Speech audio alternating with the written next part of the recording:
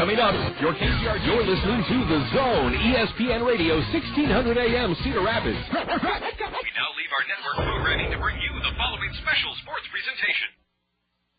The history, the tradition, the fun of Kernels baseball. It's time for exciting live coverage of Kernels baseball, right here on the Kernels Radio Network. Now, the voice of the Kernels. In his 11th season, here's John Rogers. It's another beautiful afternoon. I say that because the sun is shining for the first time. It's peeked through here on the banks of the Mississippi, and the tarp is still on, and we're going to have a little bit later start than scheduled, a 2 o'clock scheduled start. We'll get the first pitch here at Alliant Energy Field going at 2:30. The sun is trying to break through. Happy Mother's Day to everyone out there. I know I was blessed to reach my mom earlier this morning around 9:30, and I wanted to be the first in line because with 4 siblings, that phone line gets busy during the evening, and it's great to have all you moms tuned in this afternoon here in the Zone for Game 3 of our 4-game series with the resurgent Clinton LumberKings. This ball club was mired in the cellar in the Western Division first half standings, but are playing like a first-place club against the Kernels, winning Friday night 7-6 and last night 5-2. The LumberKings have out-hit the Kernels in both games, and they are a very fine-looking ball club. We're going to talk both fan experience and baseball this afternoon on the South Slope Communications Triple Play Show. We promised a bird's-eye look and story of the remarkable renovation here at Alliant Energy Field in Clinton, and spearheading it was Ted Torno. Ted is a 8-year general manager here with the LumberKings, and Ted Torno, I know you have to still be almost pinching yourself at the beautiful renovation, and my first question would be, how in the world did you keep the character, charm, and intimacy of the ballpark that was built in 1937? Because a lot of times when you renovate a facility, Ted, it takes a facelift and looks brand new. You blended the old with the new here in a remarkable way. Well, when we first started the project, that was one of the first things that the committee that we had formed had said. They said, we want you to incorporate the new facility, the new recommendations that Major League Baseball said you had to keep the stadium up to snuff to baseball standards. But we don't want you to lose the old-time appeal, the look, the feel of what was done in 1937. Now, obviously, you know, things done in 1937 weren't always exactly the way Major League Baseball wants them now, so we had to adapt a certain amount of, you know, common sense into the plan. And while we didn't do much in the exterior portions of the main grandstand seating, the one biggest noticeable improvement or change was the taking out of the old box seats and putting the new ones in. And I know you folks in Cedar Rapids had that very same thing with your new stadium and all that quite a many years ago when you had the old stadium and you went from the wooden seats to the plastic seats. But you know, here it wasn't a tough decision to make. We knew that we had to blend in because we weren't going to radically change what we already had, with the exception of the seats. We knew the facade was going to get a major overhaul, and we knew that really on the outside perimeter areas of the stadium and where the youth field was behind left field, we knew that was an area that we were going to really expound on and put the picnic garden and the clubhouse and the batting cage and all the things that we needed to do for Major League Baseball. So it wasn't a tough decision at all. Well, you had the foresight, you and that committee you spoke of, Ted, to get it done. And let's talk about that because Al Smith on our board of directors often reminded Jack Rader or would have a little pin and poke a hole in our balloon because ours was a 6 to 7 year process. I wouldn't call it a battle or a challenge. It was a process and a challenge. You had some hurdles you had to overcome. Iowans are conservative by nature, and we're not big spenders. We tend to be thrifty. And yet when you sell somebody on an idea or a project, they usually commit to it fully like they have here in Clinton. But what were some of the hurdles you faced before you could bring this marvelous dream to its realization? We actually had a lot of them, John. But I think if I remember my timetable right, we were one of the first ones, along with you, actually you were the first. Cedar Rapids was the first. We were the second to get the whole process started, to say, okay, we're going to, you folks applied for the CAT grant over 2 years. We actually went to the Vision Iowa, and then our project is one of 6 that are actually in our City of Clinton application. There's the marina, the ball club, the showboat, the theater, the pool, the band shell, et cetera, et cetera. And ours, while ours was the second largest project, we knew that it was going to take precedence over getting done. I mean, the skateboard park got done in a relatively short period of time, but that was a $150,000 job. It wasn't rocket scientist at all in terms of building that. But in terms of the hurdles we had when we applied, we had to have a matching county grant. Yes, and that went to a vote. And that went to a vote in I do believe, the summer of 2002, and we lost. The county voters had said, the city, I should back up, the City of Clinton voters had said, yeah, good idea, we like it. But we got outdistanced by the county voters that said, hey, quite honestly, we like going to the games. We like the economic benefits that the stadium brings, but they didn't much care for the marina or the showboat or other amenities. Sure. It wasn't a vote for the ballpark. It was a vote for all the other amenities. Yes. And and that's just the way it worked out. And we lost that vote. How did you recover from that? We had to go back to the drawing board. This facility, or this portion of the Vision Iowa project, started out as a $5 million stadium, $5 million project, stadium renovation. Then we lost the county vote, and it got tooled back down to 4.2. We had a lawsuit that was filed when we had applied for our Vision Iowa grant, and we got the awarding of it.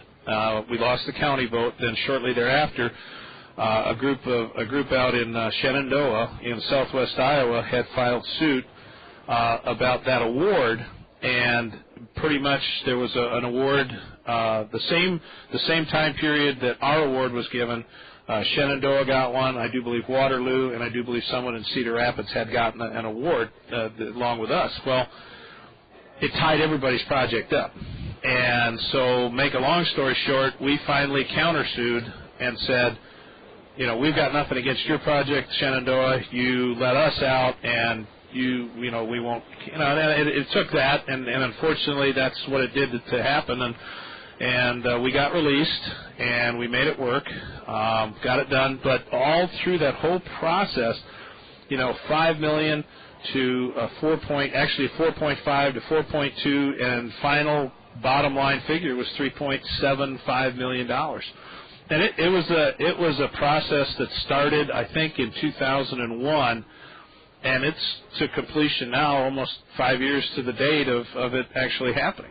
Ted Tornow, a very similar schedule that Wally Krause, Jack Rader, and all the folks that worked up front and behind the scenes to help bring our dream true, our new Veterans Memorial Stadium. We're visiting with the Clinton general manager. He's in his 8th year in the league. He's done a marvelous job, Ted Tornow, and we're going to take a break as Ted's crew is removing the tarp. Our scheduled 2 o'clock start will be moved back to 2:30, and we'll hear some of the specifics now that you know about the philosophy that went into this renovation at Alliant Energy Field, and also the hurdles that the folks here in this community, just like in Cedar Rapids, had to deal with to make a big project dream come to fruition. We'll hear about some of the specifics that I've been raving about the first 2 games here in Clinton when we return in just 1 minute here on the South Slope Communications Triple Play Show on the Kernel Radio Network. Service second to none, South Slope Cooperative. We're here for your communication needs. Internet service, telephone, and TV. As a cooperative telephone company, our members are owners. We make a good team. Service second to none. South Slope Cooperative Communications. Tuna Communications Triple Play. Voice, video, and data with South Slope Cooperative in North Liberty. South Slope's lineup features everything that connects you to information. Digital wireless phones, long-distance plans, data home and business wiring, video conferencing, dial-up and high-speed internet service, fiber optic installation and termination, and digital video TV service in most areas. For all your communication needs, think South Slope. Visit them at southslope.com. Ted Turnow's Dynamite grounds crew is working together to remove the tarp from the field, and we're going to have Mother's Day baseball action for you at 2:30 this afternoon here from the beautifully renovated Alliant Energy Field. Clinton General Manager Ted Tornow is with us. And Ted, first impressions are important, and when you come into your ballpark, before you even enter it, I wanted you to comment about the gates and the Lions. Well, the gates, we had looked at old pictures, and unfortunately, because we were built in 1937, and I think the wrought iron gates were tore down or replaced sometime in the late 50s, early 60s, and maybe even later. I wasn't here, but I don't know. But we had wanted to have that look to the stadium, bring that old-time look back. And the bad news was, the whole fence, the perimeter fence, we wanted to be wrought iron. Obviously, the cost just far outweighed the practicality of that, and so at least at the main entrance we have those wrought iron gates, and it's kind of like our signature item. The Lions, I saw those back in, I can't remember where I was driving, but I saw them, and I liked them. And actually, that's the second set of Lions. When we renovated, we moved them across the street. The original Lions are across the street. My superintendent of parks liked them so much he kidnapped them. So I had to buy another set, and we worked that. I say we bought another set. We worked it into the renovation. We got another set of Lions, and I think the Lions indicate to me, and it's, I think any animal researcher or animal behavior specialist will say that the Lions, it's a pride. It's strength. It just shows like honor, yes, and tradition, and and the game of baseball. It's heaped. It reeks of tradition. I mean, you just have certain things that are done, and the Lions are that way. They're territorial. They're prideful. They're just neat animals, and they're ferocious, and they're fierce, and they're just beautiful creatures. So we had the opportunity to get our hands on that, and we took advantage of it. And we still, because of the weather that we're in, still have to do our plantings and stuff. So it's going to be a real colorful stadium. I mean, we're going to have our greens and our yellows and our stuff for Major League Baseball and things like that. But we're still, we're going to do the flower pots and the banners and stuff like that. So we're still not done. I joke to my staff that, quite honestly, don't take a breath. Take your breather now because we're playing. But, we probably won't be done till probably mid-June, or even the end of June, that All-Star break that we're going to be taking in Quad City. So it's a work in progress. We're done probably 85 to 90%. It's those little touch-up things, though, that I want to get done that I think will really, really complete this project to the kind like you have in Cedar Rapids. If you've got one of the nicest facilities in the league, I borrowed some ideas. Sure, we all do over that. The years. We all do. Mm-hmm. Your berm, your area, the left field, the Randy Keel Honda pavilion out there. It's wonderful. We weren't able to duplicate that with what we had in terms of cost, but that left field area is an area for the fans, and that's such a gathering place for your crowd. And it's just a wonderful, wonderful thing that we that's available, and that place down there. Although you haven't seen it because of the weather, and our crowds have been a little slow because of the weather and coldness, but we packed that area in so far, and our attendance numbers show it. We've been very blessed with this renovation and how it's all panned out. So, and the Lumber Lounge, the area out in right field, kind of like your Miller mezzanine. Although your Miller mezzanine is down the right field line, ours is out in right field. That was all built with volunteer labor. Wow. That actually was not even part of the renovation. We made it a part.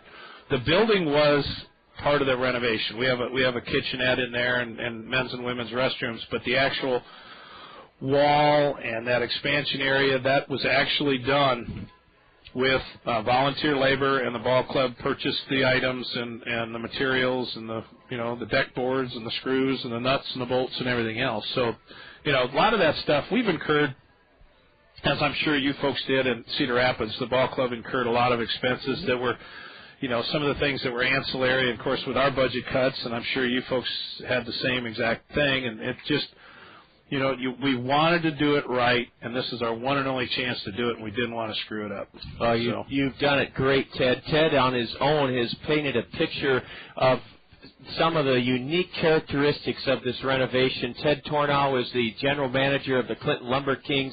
He's talked about the grass slope seating berm that wraps around the left field foul pole here at the newly refurbished Alliant Energy Field. He's talked about the big, tall picnic pavilion that is every bit as nice as a pavilion you would see in a beautiful state park. It's beyond the the grass slope seating berm in left field. He's told you about the lumber lounge, which is unique. There's no other way to put it. It's right above the right field wall, and it blends in beautifully. That's the other thing, Ted, is your new buildings, and you can describe the clubhouse and hitting cage because they're magnificent here down the left field line. But what impressed me, among many things, is how you blended that beautiful 1937 color architecture material, that kind of light sandy brown that the Works Project Administration used in 1937. That took a lot of foresight to blend. A lot of times when you add something new, it doesn't fit. Well, this fit beautifully. Describe to our listeners, Ted, that mammoth, magnificent clubhouse and training facility that your Texas Ranger minor leaguers can now avail themselves of. Well, the clubhouse is one that when we started the whole project, we had called the Rangers, our major league affiliate, and asked them, is there anything on there that you want to see? And there was a dead silence on the phone for about 10 seconds, and I said hello and made sure the line was still connected. And they had told me then at that point in time that they had never been asked that question before from any of their affiliates over the years that were building or renovating new facilities. And that just took me by surprise to start with. And I thought, well, that'd be just a normal standard, question out of respect to your farm club. So what we were able to do is we took in mind and took under consideration some of the things that they wanted to see, and we incorporated them into the project. I don't think there was anything that they wanted that was super, super extravagant that we couldn't fit into the budget for that building. And in some cases, we actually came under budget in certain aspects of the each facility. There was a separate budget for the playing field. There was a separate budget for the facade work on the main stand. There was a separate budget for the lumber lounge building. Each one had their own separate budget within the whole project. And so what we were able to do is take some little bit extra dollars left over. We're only talking $10,000 to $20,000, although that doesn't sound like a lot of money, or it does sound like a lot of money when you're talking $3.7 million. It's not that much. So we were able to do what the Rangers had wanted done in that clubhouse. It meets and exceeds Major League Baseball's recommendations. It's glorious and it's nice. It's well built, and it's very, very open. I would probably, instead of calling it a locker room, I would almost call it a parlor. Sure. Just from the simple fact that it's so wide open. Yeah. You walk in and it just looks like there's the seating area. We've got some high definition televisions in there. Ceilings are high. Ceilings are high. Everything is ADA accessible. I know it's a clubhouse, but at the same point, we're very mindful of that. That's the other thing we're very proud of, is this whole renovation ties into the ADA project very well, and we're able to meet and exceed those guidelines. Obviously, we're grandfathered in a little bit with our existing structure, but everything else is ADA compliant. The batting tunnels is really, I know it's not something the fans see a lot of, but that was something that the Rangers were very, very high on. They wanted to see it. They wanted it done. We went the extra step because we think of it as a long-term goal of ours, and something that we can see in the off season is using as a clinic or an area for the kids the local community kids to use, and we can rent out that space for hourly rate or a day rate or what have you, and use that for the local areas. Baseball, softball, for that matter, you can almost have soccer in there. It's not that big, but you can, it's a fully artificial turf facility. 3 tunnels. We have actually the 2 tunnels. We could have fit a third tunnel in there, but it's big enough that you could almost take infield. It's about the size. Well, it's dimension wise, I think it's 50 by 85. So it's a pretty huge structure. Now you mentioned the facade work on that ties into the existing.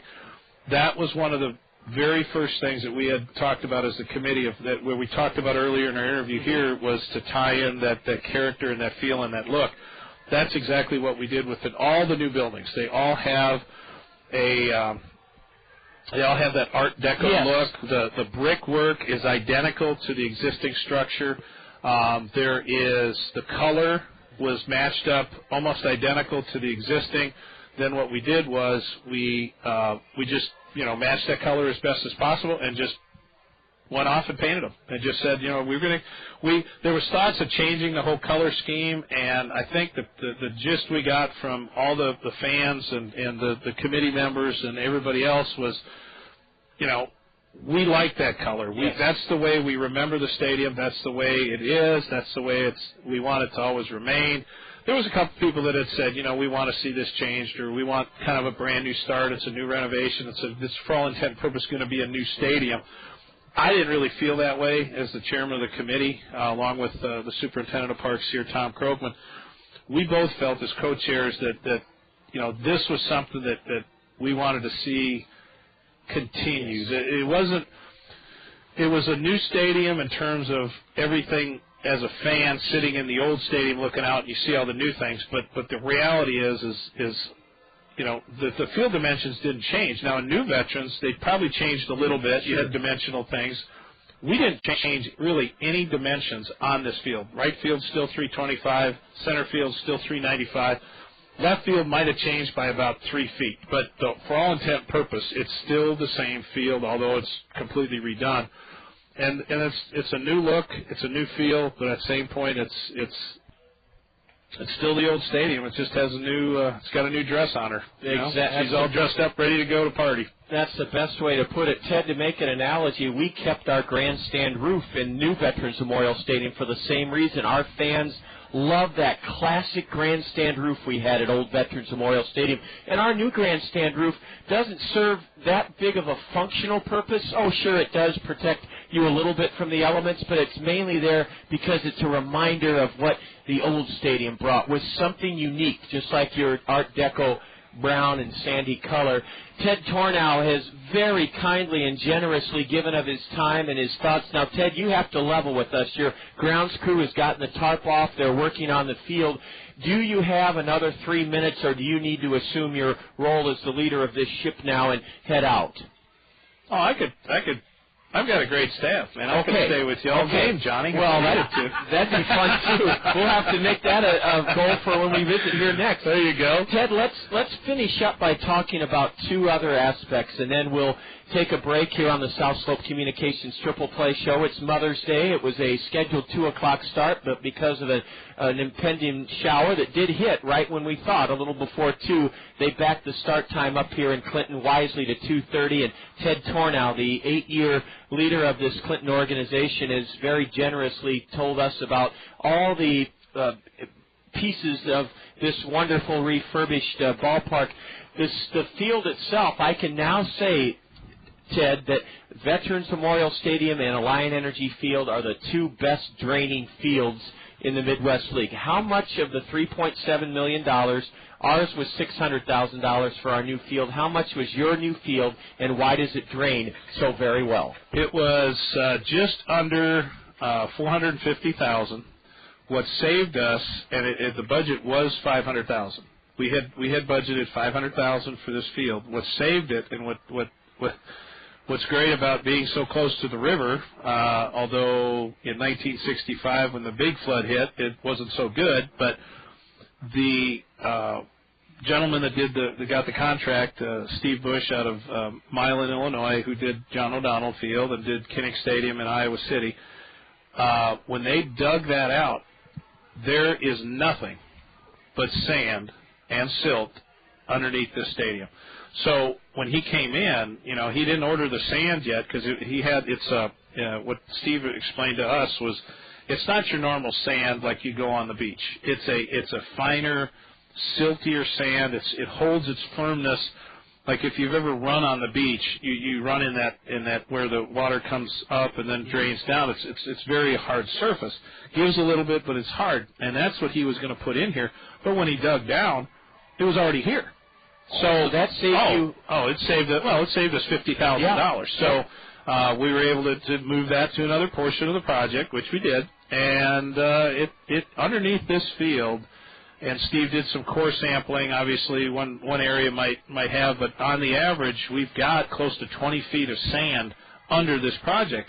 So, I mean, long before you and I were here, John, I mean, and long before Clinton was probably formed as a city, this was probably a part of, if not in, the Mississippi River. So, I mean, you got to think about it. And 500, 600, 700 years ago, this area was probably a fertile ground for trees, farms, et cetera, and the field, we were told, and it proved it the other day. We didn't have the tarp down, and we got a pretty quick downpour, probably not more than say half inch. But literally, you walked out on the field and you could have played ball. Yeah. Not immediately, obviously. There's a few rakes here and there, but within a short period of time, we estimated probably within a half hour. And Steve Bush told us, that did the field, told us that we could take 1.5 inches rain and play within the hour. So it's well worth the money. And yes, it is. When we dumped the tarp, I'm sure today, and the first time we had the heavy rains 2 days ago, the telltale sign was we had little air bubbles, and you could literally hear the suction of the water going down into the drainage pipes. Because, I mean, you've got the sod, you've got the growing material, which has got about an 8-inch base, and then you've got nothing but sand and drain pipes and irrigation pipes underneath it, and it's just a wonderful, wonderful field. And you mentioned your field. I had told our guys that if we could get anywhere close to the look, appearance, and the overall operation of your field, I would consider it a success. And for you to compare ours with yours is a very flattering, comment, because I always thought you had the best field in the league. Well, Ted, thank you. I'll tell you what, you and Jack Rader share similar philosophies. We never try to insult the integrity of the game or disappoint our crowd, our audience, our fans. We always try to play, and we're glad we played the first two under some challenging conditions. This afternoon is warmer. It's 54 degrees. Ted Tornow has taken a big chunk out of his afternoon to share with us the remarkable success and pride that this renovation has brought to the city of Clinton. Ted, I know that this means so much to you and your staff and your community. We want you to know, as longtime members of the Midwest League, well, I'll put it this way. Jack Rader came here. Jack grew up in this stadium, our general manager. He came here early in the year and said, John, you're not going to believe what they've done in Clinton. And Jack was right. I am absolutely awestruck at what this facility is. And you and your colleagues deserve a lot of credit for your tenacity, your patience, your willingness to work through some challenges. It was all worth it, though, wasn't it, Ted? It definitely was, John. At opening night, we expected a good crowd. We got ambushed in a good way. Yeah. We had more people here than we thought. We were prepared for the most part, but everybody since day one that has come, season ticket holders, fans, newcomers, have said, I haven't been here in years, and this. The people that hadn't been in years, they're like, wow, this now has that feel of a baseball stadium to it, and this is 95% what I envisioned it would be is exactly what we see in front of us, and Yeah, it's cool. It's really is cool, remarkable. Well, Ted, thank you. This has been an extended South Slope Communications Triple Play show. I think on Mother's Day, the good Lord was looking out for us because we wanted to have you as a guest, and we could have never covered the ground in our normal time had we tried to squeeze it all into a normal 12 to 13-minute segment. Ted Tornow, congratulations on behalf of the Kernels and the league. Thank you very much. It is something special. Ted Tornow, our guest on the South Slope Communications Triple Play Show. His Dynamite Grounds crew is finishing up the touches around home plate. Both teams are warming up for a 2:30 start as the Kernels try to win for the first time here in Clinton behind 19-year-old ace Nick Adenhart. I'll be back and set this afternoon's starting lineups in just a moment after this word for our outstanding sponsor, South Slope Communications. Service second to none, South Slope Cooperative. We're here for your communication needs, internet service, telephone, and TV. As a cooperative telephone company, our members are owners, we make a good team. Service second to none, South Slope Cooperative Communications. Tuna Communications Triple Play, voice, video, and data with South Slope Cooperative in North Liberty. South Slope's lineup features everything that connects you to information. Digital wireless phones, long-distance plans, data home and business wiring, video conferencing, dial-up and high-speed internet service, fiber optic installation and termination, and digital video TV service in most areas. For all your communication needs, think South Slope. Visit them at southslope.com.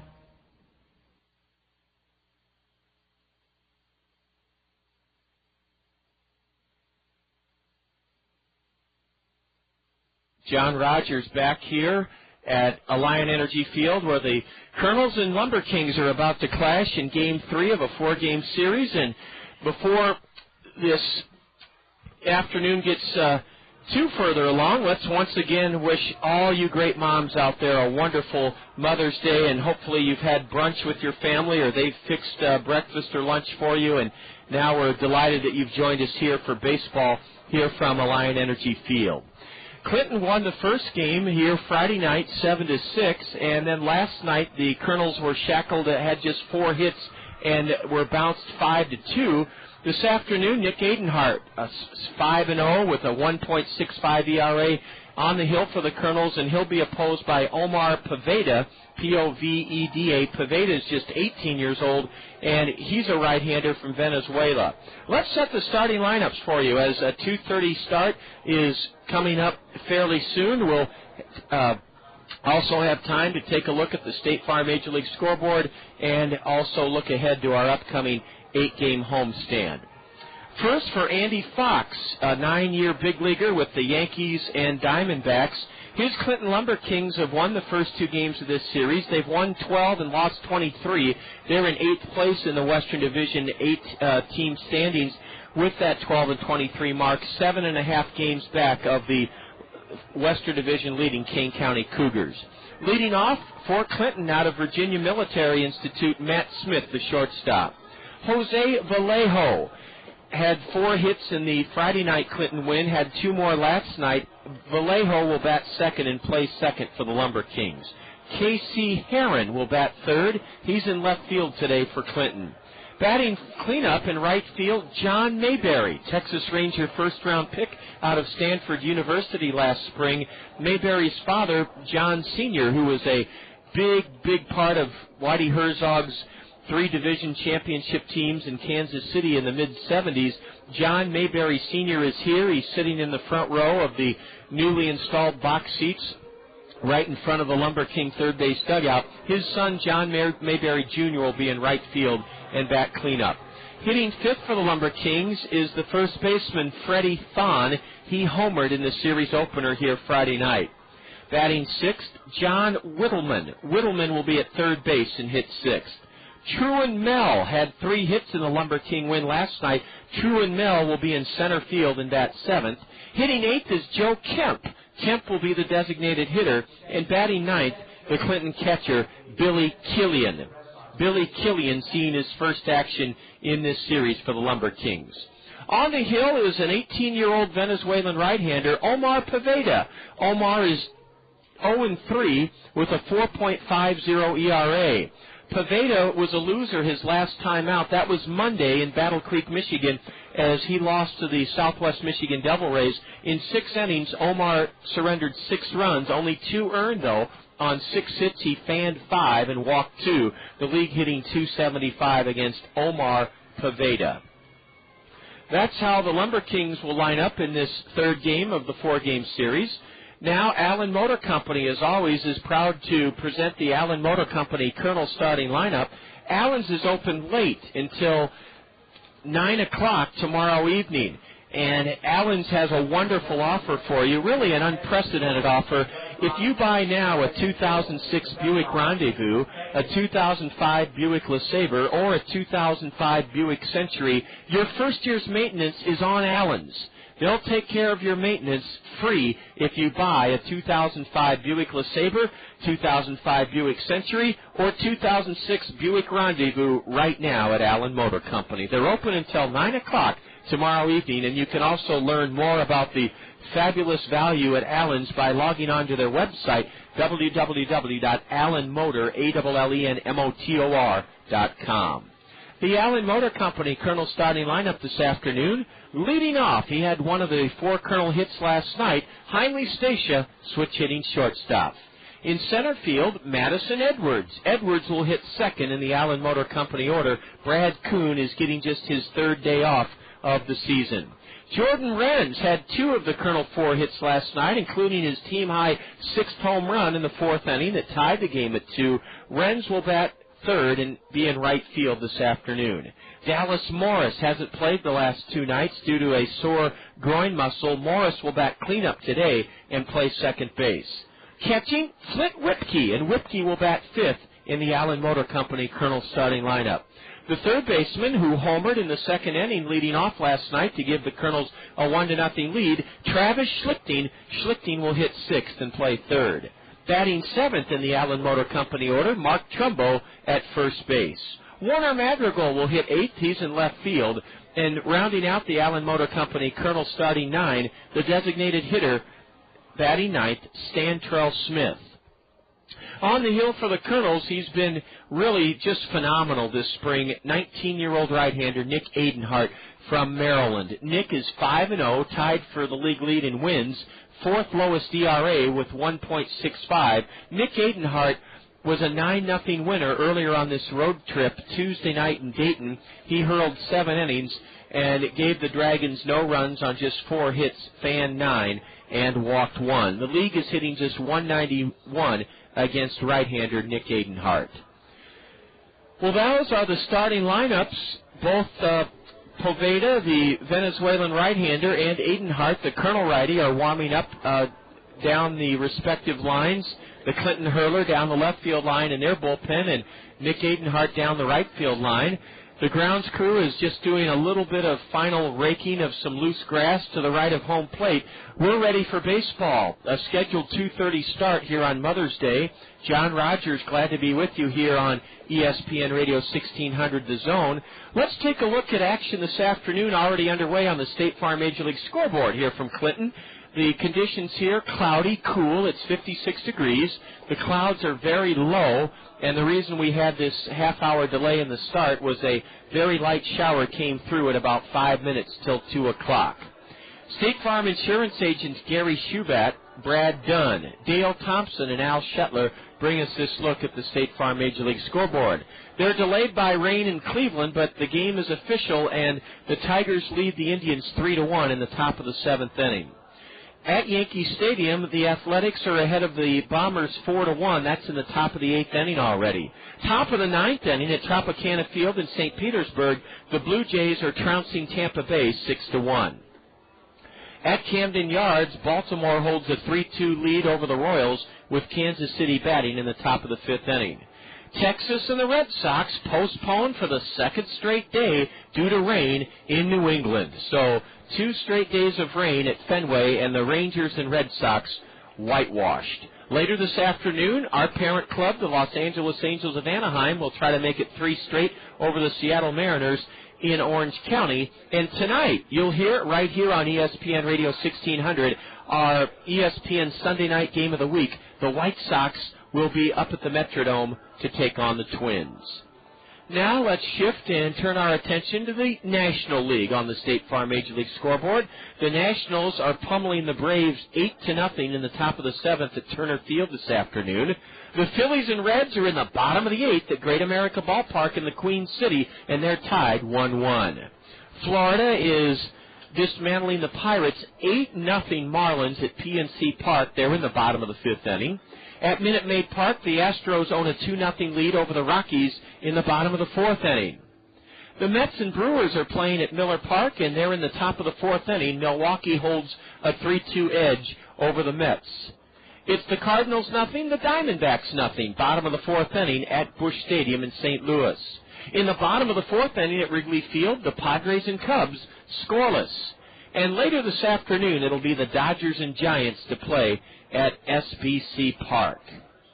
Well, that's our complete look at the State Farm Major League scoreboard here from Clinton, where we're awaiting the start of this afternoon's game, a 2:30 start, featuring 5-0 Nick Adenhart going up against Omar Poveda. We'll wrap up this series tomorrow evening, a 5:40 South Slope Communications Triple Play show time. Will be on KMRY tomorrow evening for the series finale. And we'll be back at home to start an 8-game homestand on Tuesday night. We have 4 games against the Swing of the Quad Cities starting Tuesday night, Wednesday night, Thursday night, Friday night. All 4 of those are 6:30 starts with the gates opening at 5:30. Tuesday night is special. It's a Triple Play Tuesday. That means you can purchase any regular sandwich, chips, and a beverage for only $5. That's the Triple Play deal on a Triple Play Tuesday, this Tuesday, starting at 5:30 when the gates open. Any regular sandwich, beverage, and bag of chips for just $5. Wednesday, Game 2 of our 8-game homestand. The gates open at 5:30. That's important because the first 750 of you Kernel fans, regardless of age or gender, will receive an envelope from Fairfax State Savings Bank with cash in it, up to $100. It's a Fairfax State Savings Bank Money Wednesday, this Wednesday, May 17th.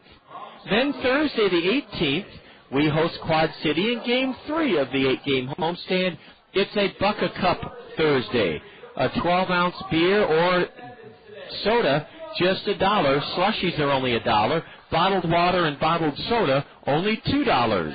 A Buck a Cup Wednesday, a Buck a Cup Thursday, this Thursday, the 18th of May. And then we play at home on Friday the 19th, a 6:30 start. Saturday the 20th is our first fireworks show of the season.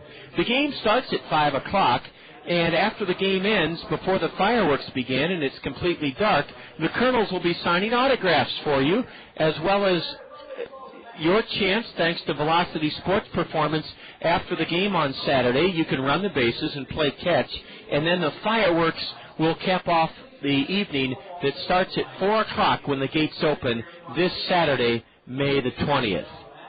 Sunday the 21st, a week from today, a Sunday Family Fun Day at Veterans Memorial Stadium. That means popcorn is only $1. The Kernels will be signing autographs next Sunday from 1:20 until 1:40. And you can also, on that Sunday, again, you're invited to run the bases after the game thanks to Velocity Sports Performance. And you're also encouraged to play catch on the field after the game next Sunday. Next Sunday, Travel Advisors will also be awarding to one of you lucky Kernel fans an autographed basketball from the Orlando Magic, plus beach gear and T-shirts from Travel Advisors a week from this Sunday, the 21st of May.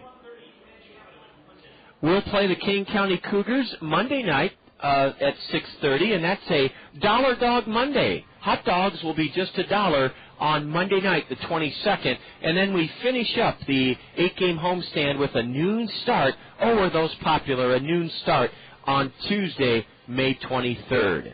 The next day is our annual golf outing with the Kernels. And that'll be held at Wildcat Golf Course in Schellsburg on Wednesday, May 24th. A noon start, a shotgun start, a 4-person scramble, and you'll be alongside Kernel players and coaches. It's $75 per golfer, $240 per foursome, and Carlos O'Kelly's will be catering the meal in the Wildcat Golf Course clubhouse after the noon start on Wednesday the 24th. If you'd like to sign up yourself or your friends for the annual golf outing with the Kernels that will go to benefit the Kernel Foundation, that foundation has the goal of raising funds for athletic programs and facilities in eastern Iowa, you can call Jessica Ferguson. Jessica's phone number is 896-7608. That's 896-7608. Before Jim Payson settles in to run the scoreboard here this afternoon, I'm going to ask Jim to slip over here. A 2:30 start here on Mother's Day. Jim, there's an interesting story I'd like you to tell our listeners about John Mayberry. John was a fellow who I used to go over to Kansas City on the bus to see Whitey Herzog's great teams in the 70s, along with George Brett, Freddie Patek, Cookie Rojas, Porter, Darrell Porter, Amos Otis, all those great Royals, Hal McRae, Al Cowens. You had something special, Jim Payson, that you presented John Mayberry with before the game, and I was hoping you'd tell our listeners about it, Jim.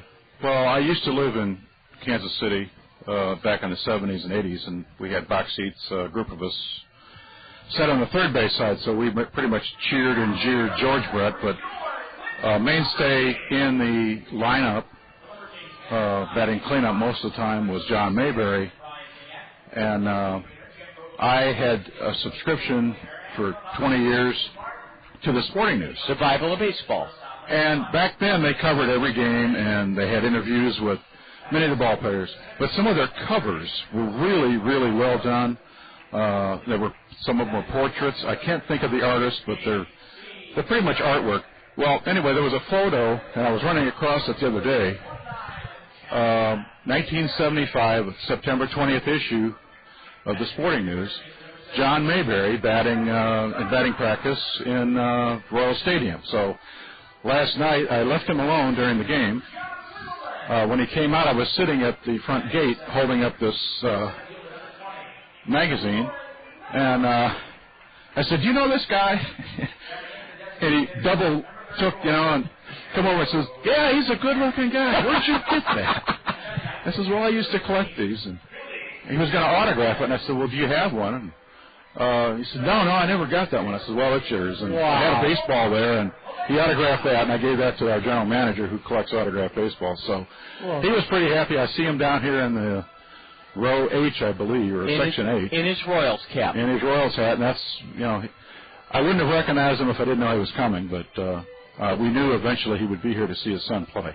Jim, that is very generous of you, and here you think of me with my postcard collection and my love of stadiums, and you have presented me with a beautifully matted, framed picture of Alliant Energy Field, Riverview Stadium before the renovation, and it means so much to me to have this shot. I have sent this particular picture to some of my best friends and family members because this is such a special place for us to come for the last 11 years. And Jim, thank you for thinking of not only of John Mayberry and sharing that story of you presenting him with the Sporting News from the mid-'70s, but thank you. This is a wonderful keepsake that I will cherish, Jim Payson, and we sure appreciate you being such a welcoming host. And I know you have to dash over to my right here and run the scoreboard, but Jim, thanks for sharing that story about John Mayberry. Oh, you're welcome, John. And they're ready to take the field. They are. The LumberKings are taking the field. Jim Payson is on the board of directors, and we're going to pause here and honor America with the playing and singing of the national anthem from Alliant Energy Field. America with the playing of our national anthem.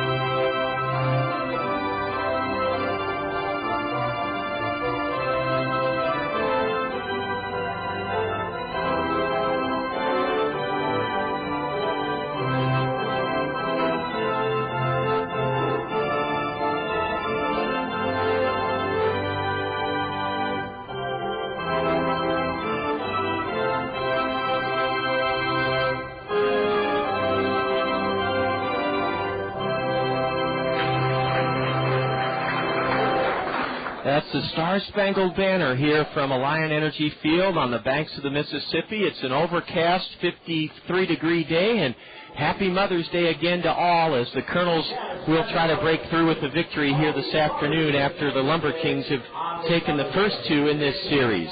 The Kernel record is 17-19. The Kernels are in sole possession of fourth place in the Western Division first half standings, 3 lengths back of Kane County, 2.5 games behind Peoria, and 1/2 game trailing the Beloit Snappers are the Kernels. The Kernels are 1/2 game ahead of Wisconsin, 1.5 games ahead of the Swing of the Quad Cities. The umpires have taken the lineups, and we gave those to you just a little bit earlier. And the umpires are sponsored, as always, by Anderson & Brown Eye Care. I visited Anderson & Brown yesterday morning. Conveniently, they're open on Saturday and evenings. Easy in, easy out in their brand-new location on Boyson Road in Hiawatha. Anderson & Brown Eye Care is a full-service eye care center, comprehensive care, including exams, glasses, and contact lenses, all in their spectacular state-of-the-art facility on Boyson Road in Hiawatha. Anderson & Brown Eye Care is also wheelchair accessible completely, the building and exam rooms. Things are coming into focus at Anderson & Brown Eye Care, and they're proud to sponsor our umpires. Let's reset the Kernel starting 9. The Allen Motor Company Kernel starting 9. Stacia at short leads off. Madison Edwards giving Brad Kuhn a day off is in center. He'll bat second. Jordan Wren swinging a hot bat for the Kernels will bat third. He's in right field. The cleanup batter back in the Kernel lineup for the first time since Thursday night in Dayton. Thursday night in Dayton. Dallas Morris at second base. The Flint Whipke will catch and bat fifth. Then Travis Schlichting, who slugged one of 2 Kernel home runs last night, will hit sixth at third. Mark Trumbo will bat seventh. He's at first base. In left field, it's Warner Madrigal batting eighth, and batting ninth, Stan Trell Smith. Heinle Stacia is first up to face right-hander Omar Poveda. This game, 31 minutes delayed because of some showers and wet grounds. The lights are on, and Omar Poveda misses just outside, ball 1. Heinle Stacia has hit safely in 6 straight games, and he's raised his average to .289. There's a strike, a fastball that evens the count to Heinle. 1 ball, 1 strike. We're just underway here in Clinton, and the lights are on. Stacia, a switch hitter batting left, lays off a pitch high for ball 2. Heinle singled with 2 out in the 8th last night. It was the first Kernel hit since Jordan Wren's leadoff homer in the 4th tied the game at 2. In on the grass at third for Clinton, John Whittleman. Here's a high drive into right. John Mayberry back a few steps, glides over and gloves it. Heinle Stacia has flown out to right, 1 away here in the Kernel first inning. On Mother's Day. The batter for Cedar Rapids, center fielder number 29, Madison Edwards. Madison Edwards played in last night's LumberKing victory here, and Madison was 0 for 3. Left-handed hitter out of Texas Tech, signed by former Kernel outfielder Kevin Ham, who's now a scout with the Angels. A fastball high and away from Poveda, Poveda, to Madison Edwards, left-handed batter. Madison with a straightaway stance, hitting .133 in 18 games, and he swings hard at a fastball and misses. Madison's wearing a big, thick black elbow pad on his front arm, and now he tightens up one of his red and white batting gloves. Stands back in. He uses a rust-colored bat. Poveda with a changeup, and it's outside. It's 2-1 to Edwards. John Whittleman is playing a good 18 feet off the line at third. He's just about even with the bag for Clinton. The LumberKings record at home is now 6-7. And a strike on the outside edge. The plate umpire is very deliberate in his mechanics. He has a couple of gray kangaroo pouches drooping from his gray pant belt buckle loops. The 2-2 to Madison. Curve and a swing and a miss. Madison Edwards is gone on strikes. 2 away as Madison couldn't lay off that chin-high pitch. So Stacia has flown to right. Madison Edwards is struck out swinging. Here's Jordan Wren. Jordan was our South Slope Communications Triple Play Show guest before last night's ball game. Told us how comfortable and relaxed he's feeling this year as opposed to his first year in Cedar Rapids last year. And Jordan has to move his feet out of the way. Ball one inside. Wren's homered to tie the game at 2, leading off the 4th last night. He is 4 for 9 in the series. Swing and a miss by Jordan, strike 1.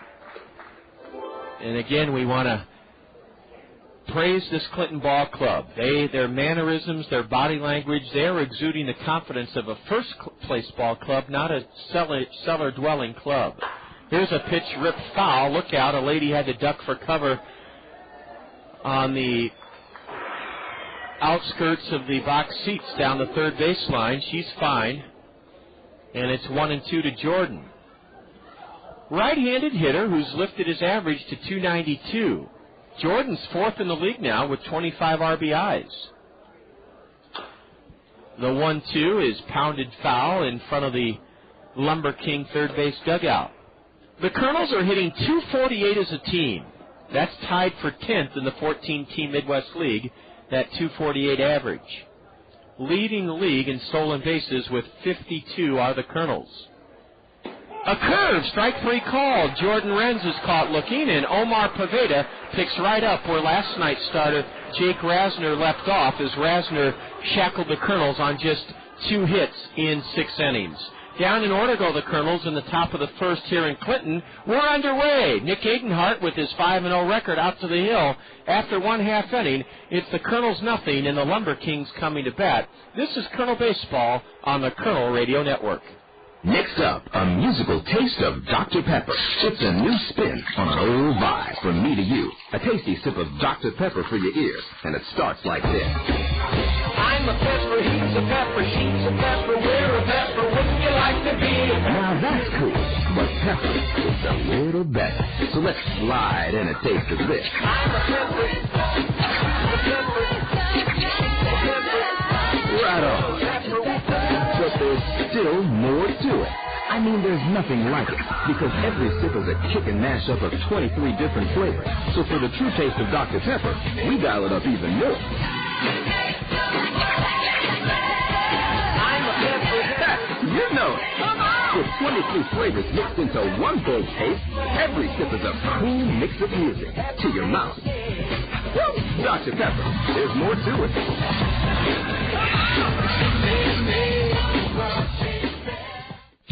Your home is a place for savoring all the good things in life.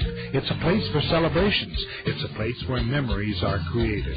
To make sure your home is properly insured, visit Sheets Forest Draper in Marion, your professional Pekin insurance agency. Sheets Forest Draper will give you all important details about homeowners insurance with complete coverages and surprisingly affordable rates. Visit Sheets Forest Draper in Marion for homeowners insurance for your well-lived and well-loved home. A light rain is falling here at Alliant Energy Field as Matt Smith is first up against Nick Adenhart. The Kernels went down in order in the top of the 1st, and ball 1 is down and in to the left-handed hitting cleanup batter. 287 batter, a homer, 9 RBIs. Matt Smith, he broke a 2-2 tie last night with a sacrifice fly in Clinton's 3-run 6th inning, and Nick misses low. The ball skips by Flint Whipke for ball 2. Matt Smith, 0 for 6 in this series. But as I said, he was the fella that broke a 2-2 tie with the sacrifice fly in the 6th. He goes the other way and lifts the pitch foul off to the left, strike 1. We're just underway here on Mother's Day. We were 32 minutes delayed in getting started, but glad to be playing under this light rain.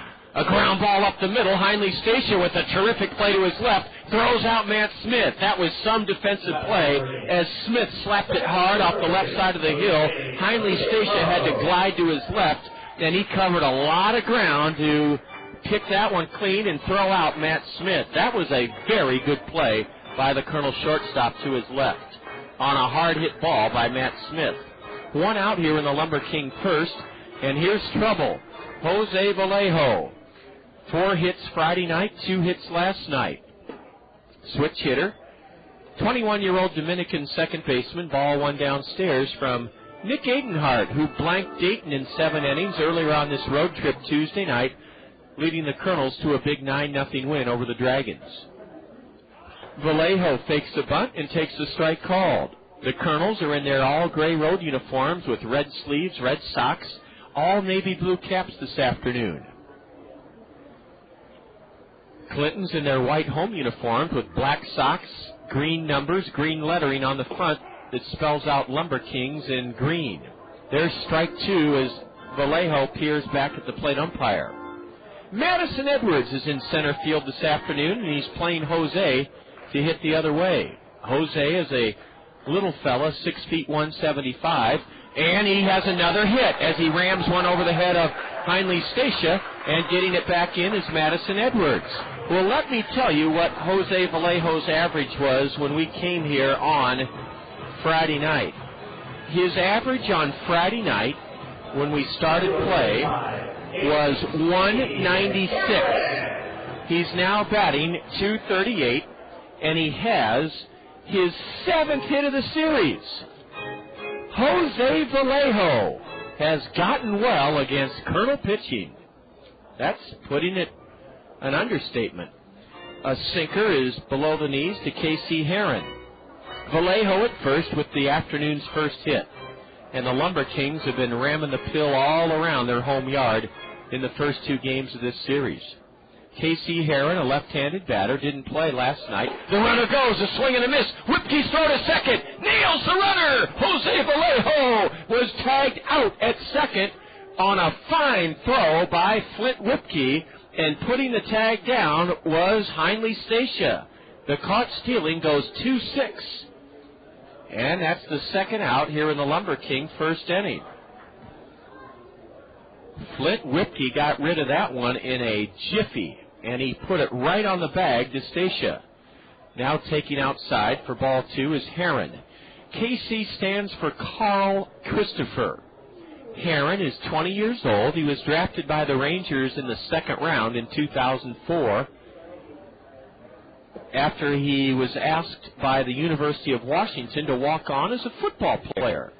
Ball 3 is low to KC. Wears his white home pants all the way down to his shoe tops. Straightaway stance, left-handed batter. A pop foul runs the count full. It goes behind the plate on top of the grandstand roof.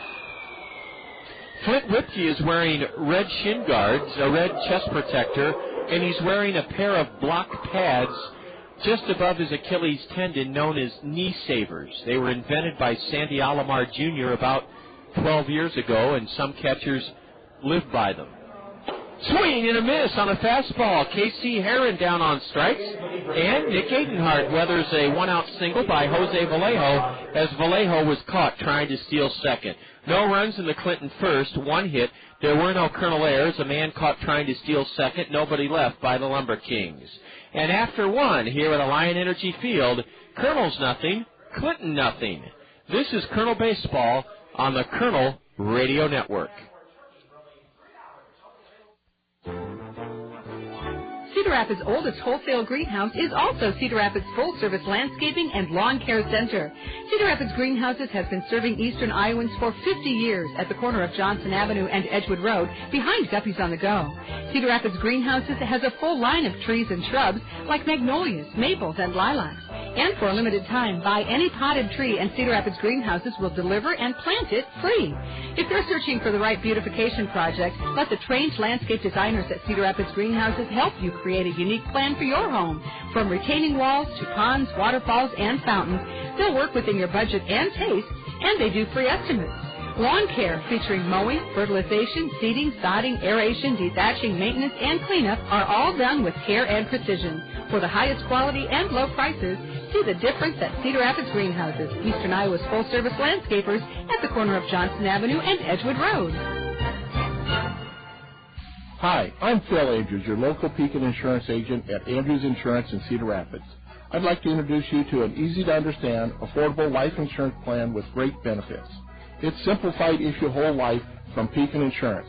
The plan requires no medical exam, has guaranteed rates for life, and a guaranteed cash value.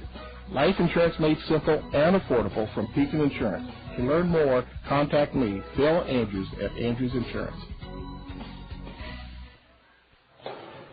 A light rain is falling on the diamond here, the $500,000 field that Ted Tornow, the outstanding general manager of the LumberKings, visited with us about.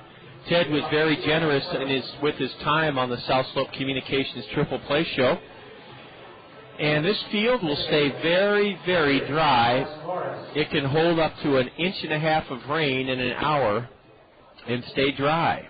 Dallas Morris is back in the Allen Motor Company Kernels starting lineup after straining a groin muscle, right-handed hitter who was on a tear on this road trip, and he smashes one past the diving shortstop Matt Smith into left center. Dallas rounds first and holds on.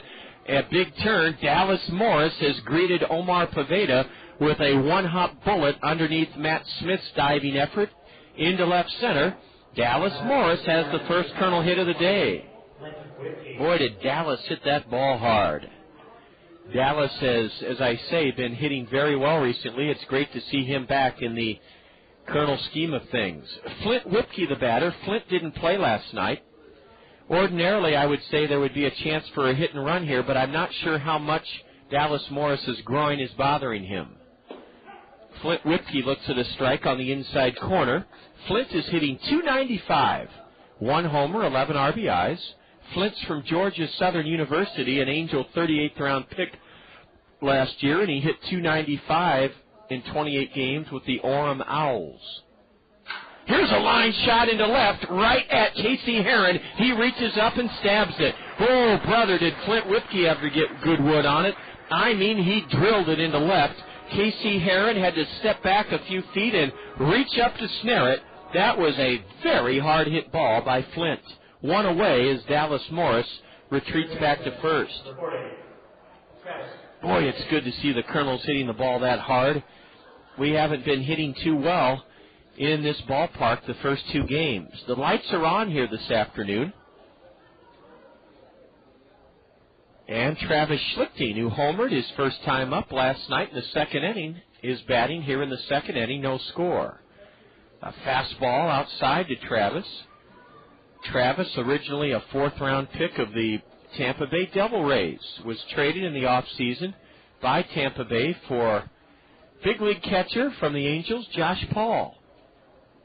Travis, a pronounced open stance, shoots it into right. John Mayberry has it measured on the edge of the warning track. He reaches up and has it. Another deep drive by Travis Schlichting. He hit one to the same spot last night, late in the game, onto the warning track and right. Woo, Travis Schlichting gave that one a ride, driving John Mayberry to the edge of the warning track below the 12-foot-high plywood wall in right field. In center field, it's 16 feet high, and the batter's eye is painted black. Well, one thing's for sure, the Kernels have gotten their cuts against Omar Poveda here in the second inning. Don't have anything to show for it yet. A throw to first, and Dallas Morris back standing up. Mark Trumbo bats for the first time. Mark was nothing for 4 last night. Right-handed slugger with 4 homers, 16 RBIs, and a 180 average. Here's a line shot foul past third into the left field LumberKing bullpen. In fact, it lands in a ball bag down there. How often would that happen, that a foul ball would find its way into an actual ball bag? I know our equipment manager, Ron Klein-Rohde, would like it to happen more often. Rohde's very protective of those baseballs. A couple of youngsters are trying to beg the ball from one of the LumberKing relief pitchers. Let's see if he relinquishes it. Well, he's still looking for it. He doesn't know it went in the bag. He doesn't know it went in the bag. A breaking pitch low to Trumbo.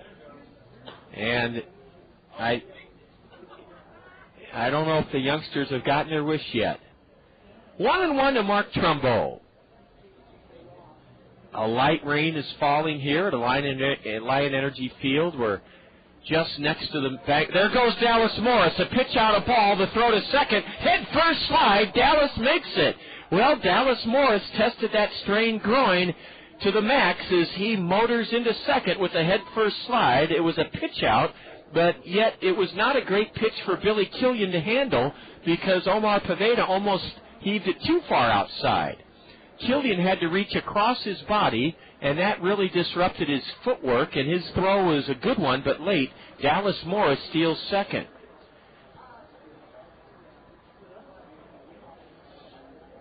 Now Mark Trumbo, who took ball 2 outside, has a 2-out RBI chance. Whenever Nick Adenhart pitches, you just feel like the Kernels have a very good chance of winning the ball game. Time is called as Billy Killian trots out to the mound, and now here comes Freddie Thon in from first base. What a great tradition that has been lifted to the next level with this $3.7 million renovation. And I think Ted Tornow put it best. They did the renovation without making the ballpark look new. They dressed up the ballpark. It did not lose its charm, personality, character, or intimacy whatsoever. There's a fastball downstairs, and Mark Trumbo's ahead, 3 balls, 1 strike. Nothing's gone final yet on the State Farm Major League scoreboard, but out on the East Coast, we have a number of games that are in the 7th, 8th, or 9th. Ball 4 off the mid of the catcher. Dallas Morris thought about trying to scamper over to third, but Billy Killian recovered it outside the dirt batting circle on the grass to the left of home plate, and it's first and second, 2 out for Warner Madrigal. Warner has not played in either of the first 2 games of this series. Madrigal, a strong right-handed batter, 22 years old, 6 feet, 200 pounds, from the Dominican Republic.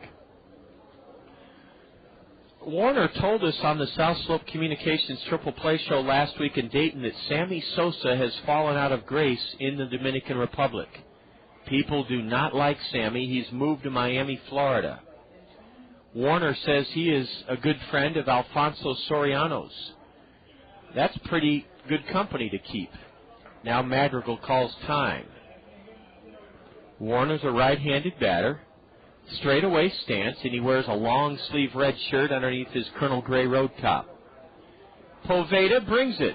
Swing, and a late swing and a tip foul into the glove of Billy Killian, the catcher, strike 1.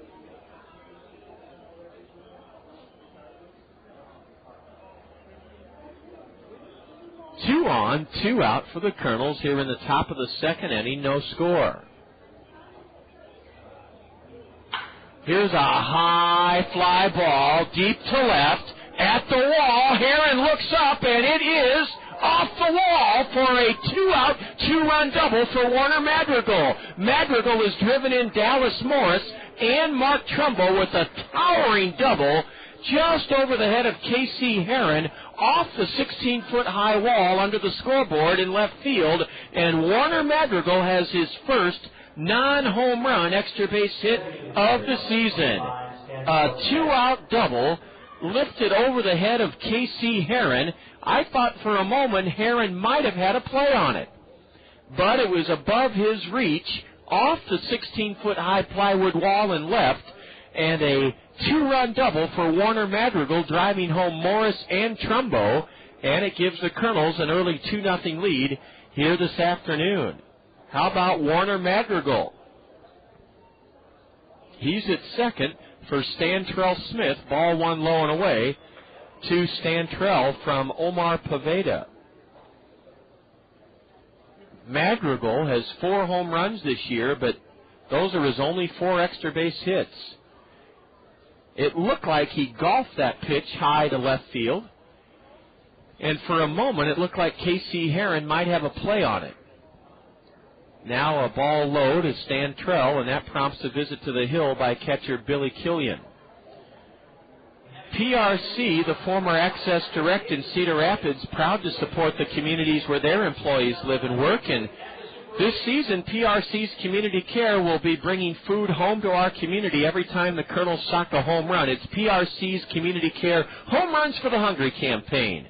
$25 will go to the Haycap Food Reservoir for every Kernel home run, and the Kernels, with 22 home runs this season, have helped the cause by PRC's $550 to the Haycap Food Reservoir. Smith lays off a pitch just outside, ball 3. Omar Poveda making his 6th start of the year. He's pitched 26 innings and allowed 28 hits. Struck out 23 batters in 26 innings, walked 8. Strike 1 at the knees on a 3-0 pitch. Stantrell was taking all the way. Smith has seen action in all 3 games in this series. He was 1 for 3 with 2 runs scored on Friday night, nothing for 3 last night. Right-handed hitting Stantrell Smith walks on a pitch just low. Boy, that was a borderline pitch, and Smith laid off. Stantrell joins Warner Madrigal aboard, and let's see if Stan Hilton, the highly regarded pitching coach here in Clinton, let's see if he pays a visit to the Hill. No, he does not. Brad Seward, our longtime friend, who's the public address announcer here, told me an interesting fact about Stan Hilton. He was drafted before Roger Clemens was. Ball 1, and Heinle Stacia, who flew out to right in the first inning, spun out of the way of that pitch inside.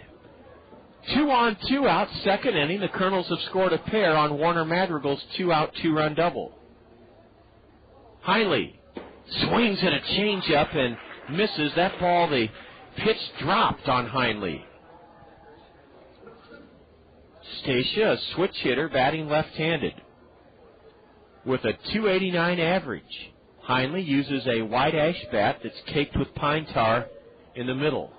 And he grounds one to the right side underneath the glove of the first baseman. The second baseman makes a terrific play, and that's Jose Vallejo deep in the hole from shallow right, leading the pitcher perfectly to get Heinle Stacia. That was some play by Vallejo and Poveda as they combined to get Heinle Stacia. Freddie Thon dove for it to his right. When it got under his glove, I thought for sure Heinle would reach on an infield single, but Jose Vallejo now hurts the Kernels with his glove as he led the pitcher perfectly to get Stacia by a step. In the second, 7-men bat, the Kernels strike for 2 runs on 2 hits. There were 2 Clinton walks issued, or 2 walks issued by Clinton pitching, and the LumberKings make no errors. The Kernels leave 2 aboard. We go to the home half of the second on this overcast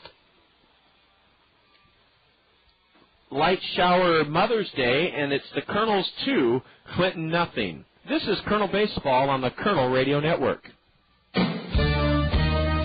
Get ready for summer and beat high gas prices with a pre-owned vehicle from Randy Keel Honda. Their inventory is jam-packed with fuel-efficient vehicles designed to save you money.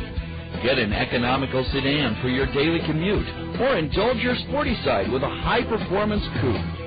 Randy Keel Honda carries a large selection of Honda certified pre-owned vehicles backed by a 12-month, 12,000-mile comprehensive warranty and 7-year, 100,000-mile powertrain warranty.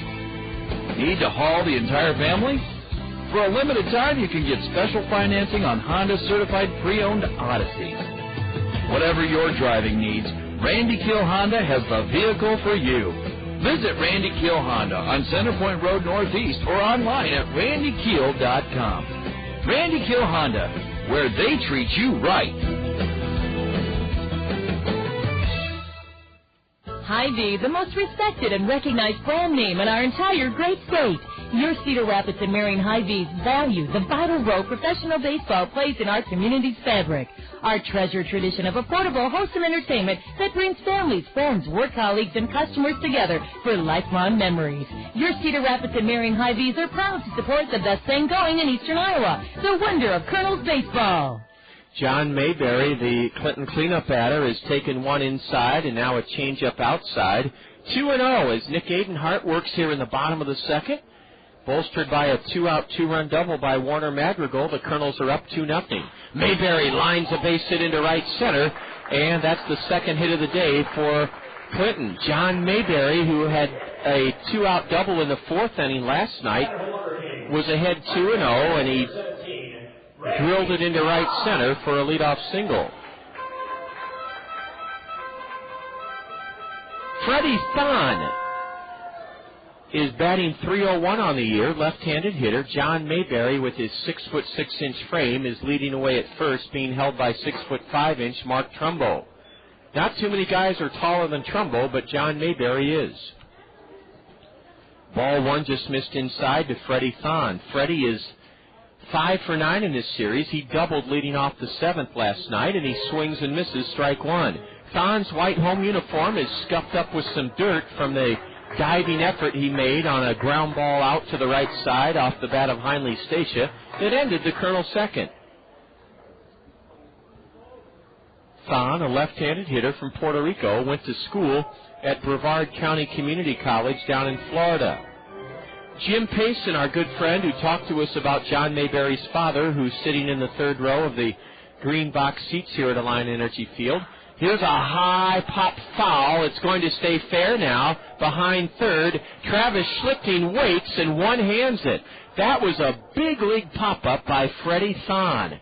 Freddie pops out to third. John Mayberry holding it first, one away here in the second inning. Jim Payson from the Clinton Board of Directors was telling us that John Mayberry's picture was on front of a Sporting News in the mid-'70s, and Jim greeted John Mayberry Sr., who's here during this series to see his son play, said, "Have you ever seen this before?" And John Mayberry said, "Well, I sure haven't, but there's a handsome fella on the front of it." And John Mayberry then signed the baseball for Jim Payson, and John offered to sign the Sporting News cover and let Jim keep it, but Jim gave it to John Mayberry as a keepsake gift, and I'm sure John will add that to his trophy or collection of memorabilia in his home in Rockhurst near Kansas City. John Whittleman has taken a couple of pitches high, and it's 2-0. Nick Adenhart struggling to find his best stuff here in the early going as he's fallen behind several of the LumberKing hitters. A pitch fouled off the plate, and then the shin guard of Flint Whipke by John Whittleman. Whittleman was a high draft pick of the Rangers last year. Left-handed batter, second-round pick, and he's only 19 years old. John is batting .230, nothing for 4 last night, 2 for 4 with 3 runs driven in Friday night series opener. Swinging a foul as Whittleman got a good cut at that one. The skies are brightening a bit, and the rain has stopped. It is no longer raining here in Clinton. At least not on this side of town. Clinton stretches out for about 9 miles from end to end here on the banks of the Mississippi. A pitch low, and it's mishandled by Flint Whipke. That'll likely be a pass ball. It dribbles to the right of home plate. John Mayberry advances to second without a play. We'll wait and see, but I think they'll charge Flint with a pass ball. They do. And Flint's had his trouble behind the plate at times this spring. When you're a backup catcher and don't get live pitching, sure, you catch a lot of bullpens, but your reaction time slows markedly when you're not back there on a regular basis. And Flint's had a few problems corralling pitches. He sure gives it his best effort, but sometimes they elude him. A payoff pitch is whistled foul off to the left by Whittleman. Jim Payson was recalling between innings being at Old Municipal Stadium in Kansas City, and if you ever get back there to that neighborhood, go, because you can still see the lot where Old Municipal Stadium was. There's an historic marker. Change up, a swing and a miss. Oh, did Nick Adenhart have John Whittleman fooled on a big league pitch on a 3-2 count? Adenhart took something off that changeup. He left it up in the zone, but Whittleman still was fooled by its speed, and he swung through it for strike 3. There is a historical marker in Kansas City where Old Municipal Stadium was, and it's really neat to walk on the big plot of grass. It's not really well maintained, but it's also not in terrible condition, and think of guys like Mickey Mantle, and here's a high drive foul, and a youngster with his glove on the grass slope seating berm dives for it and has it. Truman Mell was a handful last night. He's batting with 2 away here in the bottom of the second. 2-0 Kernels. Mell started both of Clinton's run-scoring innings. The 2-run second inning, he started with a single. The 3-run sixth inning, he started with a base hit. And he loops one off the end of the bat, up the middle. It's caught by Heinle Stacia. Heinle Stacia took that broken bat humpback liner and caught it near the bag at second to end Clinton's second inning. No runs for the LumberKings. 1 hit, a pass ball. There were no Kernel errors, and Clinton leaves a man on. They've stranded their first of the day. As we go to the top of the third inning here at Alliant Energy Field, the Kernels lead the LumberKings 3-0, 2-0, 2-0. This is Kernel Baseball on the Kernel Radio Network. Smelly cat, smelly cat. What are they saying to you? Would you playing, Nigel? Well, I was just trading places with Phoebe from Friends. She's so funny. She's wicked! Cool. You know, Sierra Mist and TBS had their Trade Places with the Funniest Faces sweepstakes, where you can really trade places with your favorite characters and win the ultimate sitcom getaway. Yeah, just go to tbs.com to enter. You could win the Friends, Ross and Rachel honeymoon trip to Vegas. There's also a trip to see where the Seinfeld gang hung out in New York City. Or an Everybody Loves Raymond trip to a golf resort in California. The Trade Places with the Funniest Faces sweepstakes. Just watch Friends on TBS and enter at tbs.com. Brought to you by Sierra Mist. It's that refreshing. No purchase necessary. Internet access required. Subject to official rules at tbs.com. Open to legal residents of the continental U.S. 18 or older. Void where prohibited. Ends 5/16/06. South Slow Cooperative. We're here for your communication needs. Internet service, telephone, and TV. As a cooperative telephone company, our members are owners who make a good team. Service second to none. South Slow Cooperative Communication.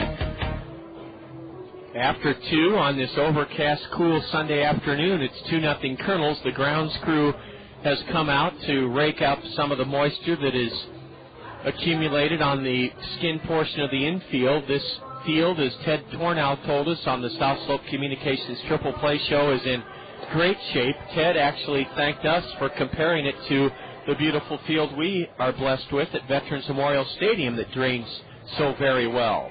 Ted gave us a little bit of a geology lesson. He said when the fella from Milan, Illinois came here to put in the field, the same fella that put the field down at John O'Donnell Stadium and Kinnick Stadium, that he found, I think he said, 15 feet of the best kind of sand that you could ever buy. And Ted said that meant that 700-800 years ago, that was essentially silt as part of the Mississippi riverbed.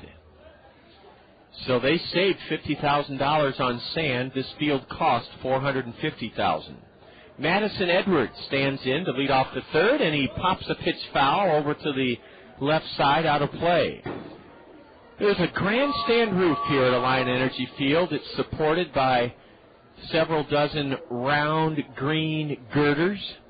The grandstand roof protects 3 rows of new box seats and then 10 rows of bleachers. A change-up from Omar Paveda's low, and it's ball 1 to Madison Edwards.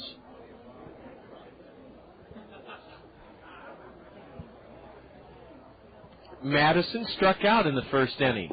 And a change-up. He was way out in front. Madison took such a hard cut that his momentum carried him all the way across the dirt batting circle. Madison steps out now and toys with one of his batting gloves. Edwards played in the Northwoods League for the Madison team a couple of summers ago. There's a pitch that has Madison skipping the rope to get out of the way. 2-2. Edwards also came to Ames, Iowa to see Cliff Kingsbury, his Texas Tech quarterback, play Seneca Wallace in the Cyclones. Late swing and a miss. Madison Edwards is down on strikes for the second time. 1 away. Here in the top of the third, 2-0 Kernels. No problemo. We talked last night about the movie 1 in a Million that told the story of Billy Martin's signing of Ron LaFleur out of a state penitentiary in the state of Michigan. Ron LaFleur played here in 1973. Billy Martin was actually an actor in the movie that LeVar Burton portrayed Ron LaFleur in, and it was filmed right here at Riverview Stadium before the naming rights deal was struck several years ago with Alliant Energy. Swing and a miss by Jordan Renz, who struck out looking in the first inning. Jordan cocks his hands up high behind his ear and takes a healthy cut and misses. Strike 2. From Omar Paveda. Paveda has a 4.50 ERA. He thrusts his hands up in front of his chin, then rocks them down to his belt, brings them up high, and just missed low. That was a very borderline pitch that Jordan took for ball one. Jordan Renz told us he really enjoyed his time at home with his family this offseason in Broken Arrow, Oklahoma, near Tulsa. Jordan swats the 1-2 pitch foul off to the right. Says he's looking forward to Adrian Peterson having a big year for the Sooner football team. Jordan was quite an athlete in high school. He could have played Division I college football. The 1-2. Swing and a miss on a breaking pitch. That one was low and outside, and Jordan let loose with kind of a half swing and missed it. 4 strikeouts already for Omar Poveda. I think I told you this last year, but it's ironic that Mickey Hatcher, who is a very good friend and Mike Scioscia's hitting coach in Anaheim, Mickey Hatcher was a teammate of Mike Scioscia right here in Clinton in 1977. And you tell me that it doesn't, in some businesses, it isn't an old boy network, and I don't mean that negatively in the case of Hatcher and Scioscia. I mean it in a good way. If you were teammates with a guy in the minor leagues, you know him pretty well. His character, his work ethic, his integrity, and Mike Scioscia and Mickey Hatcher have been together for quite a while. Dallas Morris has taken 2 fastballs at the knees. He's in the hole 0-2. Morris started the Colonel 2-run second with a leadoff single into left center. Omar Poveda's trying to strike out the Colonel's side. Here's a high drive into deep right. John Mayberry back, looks up. It's high off the wall for extra bases. And speeding into second with a stand-up double is Dallas Morris. Dallas Morris's strength is hitting the ball the other way.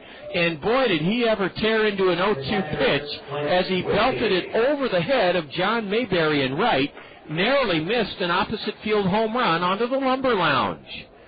Dallas Morris is 2 for 2. Man, is it great to have him back in the Colonel lineup. And he's in scoring position for Flint Whipke. Flint lined out to left his first time up. That was in the second inning.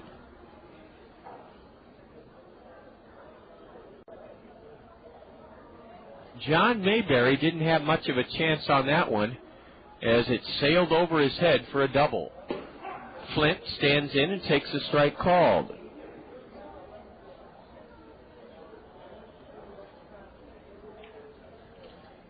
Whipke, a right-handed hitting catcher, straightaway stance,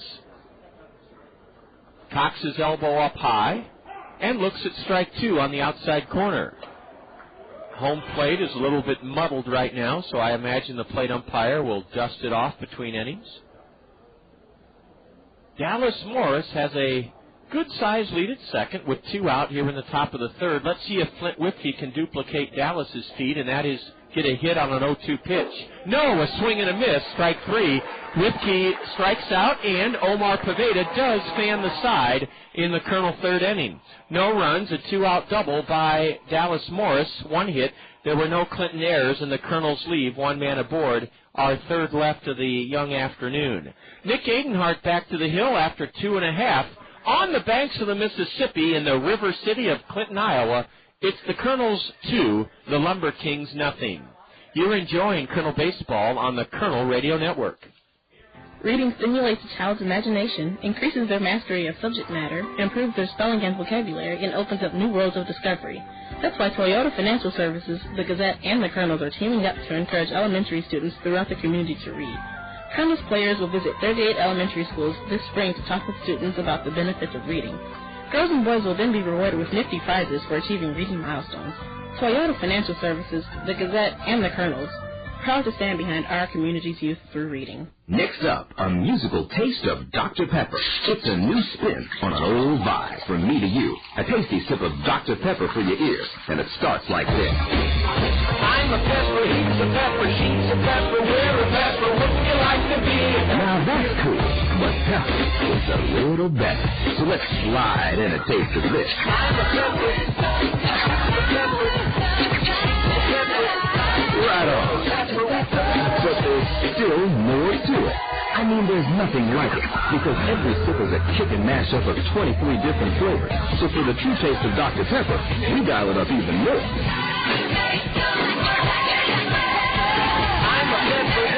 You know it. With 23 flavors mixed into one bold taste, every sip is a cool mix of music to your mouth. Dr. Pepper, there's more to it.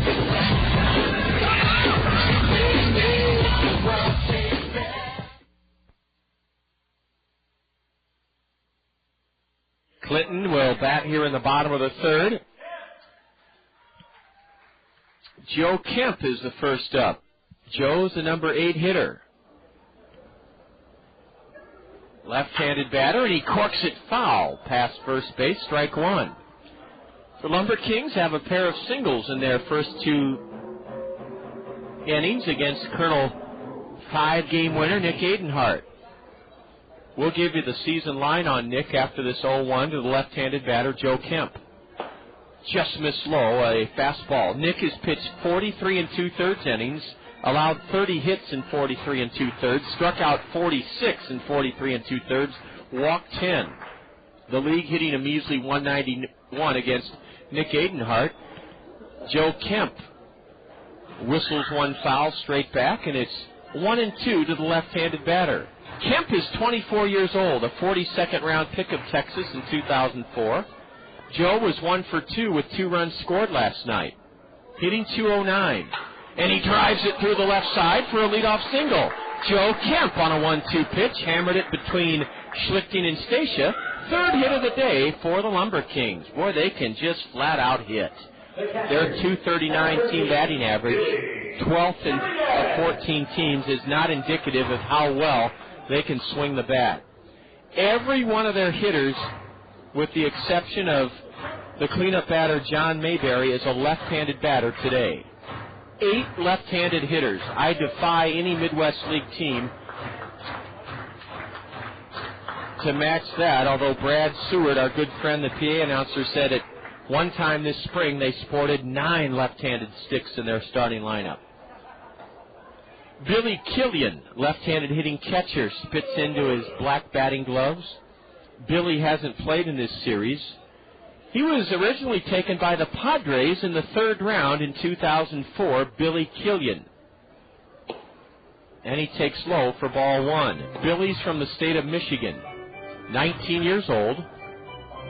And he came over in a 6-player deal between the Rangers and Padres this past January. The 1-0. Sliced into left field, right at Madrigal, and Warner has it. Oh, brother, did Billy Killian hit it right on the money, right on the button, and he lines out to left. And Nick Adenhart has lived a rather charmed life so far this afternoon. The LumberKings are teeing off and hitting the ball hard. And that's to take nothing away from Adenhart, because Nick is pitching well. He's throwing strikes. He's getting ahead in the count for the most part. It's just that Clinton, they say hitting's contagious, and that's what the LumberKings are experiencing now. Everybody that goes up there, the baseball, instead of an aspirin tablet, looks like a beach ball to them. Strike one to Matt Smith, who wrapped out to short on a terrific play up the middle by Heinle Stacia in the first inning. 1-on-1 out, bottom of the third, 2-0 Kernels, and a changeup in the dirt. Terrific stop by Flint Whipke to prevent a wild pitch. Nick Adenhart has uncorked 5 wild pitches in 7 previous starts. Nick is such a poised, calm, intelligent young kid. He fires. That pitch was up in the wheelhouse of Matt Smith, and Matt rattled it straight back into the screen that attaches from the lower part of the grandstand all the way up to the facade of the grandstand roof. So you're well protected here. The only place you're vulnerable is halfway down the dugout lines. That's when the screen ends, and you really have to be on your toes if you're sitting beyond the dugouts here.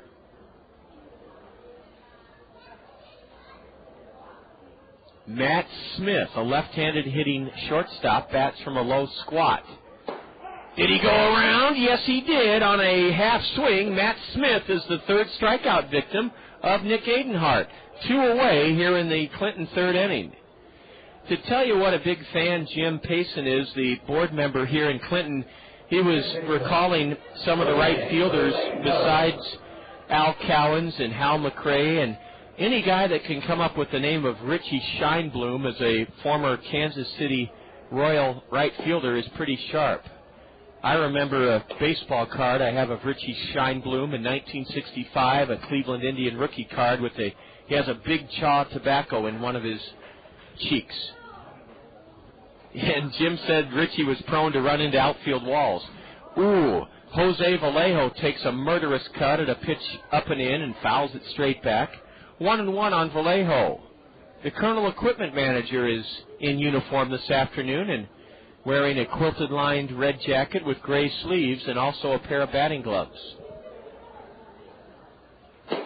Fastball. You could probably hear the thunderous clap into the mid of Flint Whipke. The plate umpire called it low. 2-1 to Vallejo. Jose singled into center in the first, but was thrown out trying to steal second. The runner goes. A pitch low. The throw to second. No, not in time as the ball tailed away from Heinle Stacia. Joe Kemp steals second. Ooh, that was an attempted tag by Heinle Stacia that just apparently missed the head of Joe Kemp. Otherwise, Flint's throw would have had him. Now, cause for concern, a guy with 6 hits in the series, Jose Vallejo, is ahead in the count. 3 balls, 1 strike. This guy's swinging the bat like Babe Ruth. And he bounces one foul towards the Colonel first base dugout. Actually, a little bit more like Tony Gwynn. He hasn't hit for power, but he's hit for a ton of singles. Vallejo taps his spikes. He holds the bat like a Roman candle, straight up and down. He nubs one. Oh, he missed it, and Whipke will throw to first. Not in time. Oh, brother, a strikeout, but Vallejo reaches as the ball squirted out of Flint's glove. That'll be a pass ball, and down to first goes Jose Vallejo. Even when he strikes out, he reaches base. The pass ball allows Joe Kemp to go to third. First and third for K.C. Herron. You hate to give away an out like that. Ooh, you hate to give away an out when you strike out a guy. And Flint just could not make the catch on that pitch. And I don't want to be critical of Flint Whipke because the guy works his rear end off. It's just not easy to be a backup catcher and be sharp. But Flint has had some real miseries trying to hold on to pitches. K.C. Herron hits a towering fly ball into right center. 4 Colonels converge. It's a circus, and Madison Edwards comes up with it. 4 men, Stacia, Morris, Renz, and Edwards, formed a rectangular box in that right center, and Madison Edwards wound up at the last minute reaching out to snare it to end the third inning. K.C. Herron flies out to shallow right center. That was almost a disaster. No runs in the third for the LumberKings. 1 hit. There were no Colonel errors, a couple of pass balls. The LumberKings leave a pair and have stranded 3. And after 3, Kernels 2, Clinton nothing. This is Colonel Baseball on the Colonel Radio Network. Who's that cool cooking man? King of the grill, who's your patio? It's time for Clement's Great Grill Challenge. If someone asks you, what's cooking, Daddy-O, tell them Clement's is always lean and juicy. The other guys have more fat, more flare-ups, and shrinking taste. Avoid unnecessary flare-ups. Never substitute fat for flavor. Always grill Clement's. King of the grill, man. The grill's hot, he's cool. Who's your patio? We've been telling you the last week and a half about how to bring a smile to Mom on Mother's Day, and I'm going to share a personal testimony with you. I ordered on Friday from Pat Hines at Peck's my mom's flowers, and when I called this morning, she must have thanked me 3 times. She said, John, the flowers were beautiful, And I said, well, Mom, I'm glad you enjoyed them. And Peck's Flower and Garden Shop has been serving eastern Iowa for 50 years. They're marking a milestone. And on behalf of Peck's, on behalf of myself, I want to thank Peck's for bringing a smile to my mom this Mother's Day weekend. She received her flowers from Peck's yesterday. Peck's Flower and Garden Shop, bringing Mother's Day smiles to moms across the country since 1956. They're open until 8 o'clock on weeknights at Blair's Ferry and Edgewood Road, Northeast. Peck's Flower and Garden Shop. Jim Payson just posed a question to me. He said, guess who was in left field for the Royals when I first started following them?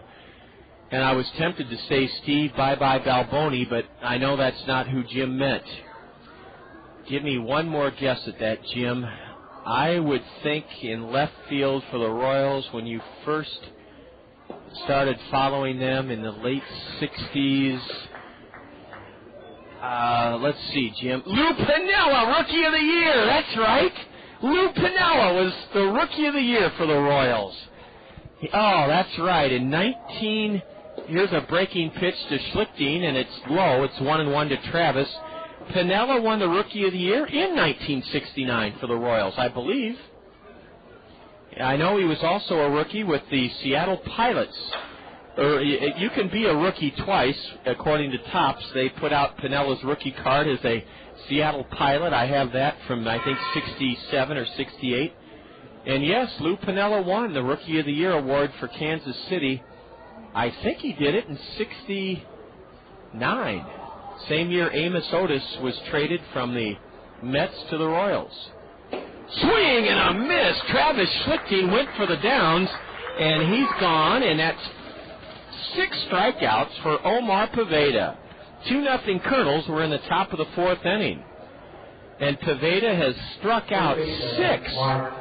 Let's see, last night, Clinton pitching struck out 12 Kernels, and only 5 Kernels struck out here Friday night. But, man, our ball club will take some big, big swings. Here's a high fly ball into straightaway center off the bat of Mark Trumbo, and it's caught by Truman Mel. Mark Trumbo, who walked and scored in the second, first pitch swinging, has lifted a fly ball to center. 2 out here in the 4th inning. Talking to Jim Payson about the time he was a season ticket holder with the Royals. Just makes you still hope that the changes are made. You hate to see a nice guy like Allard Baird fired, but that may be what David Glass, the Walmart man that runs the Royals, has to do.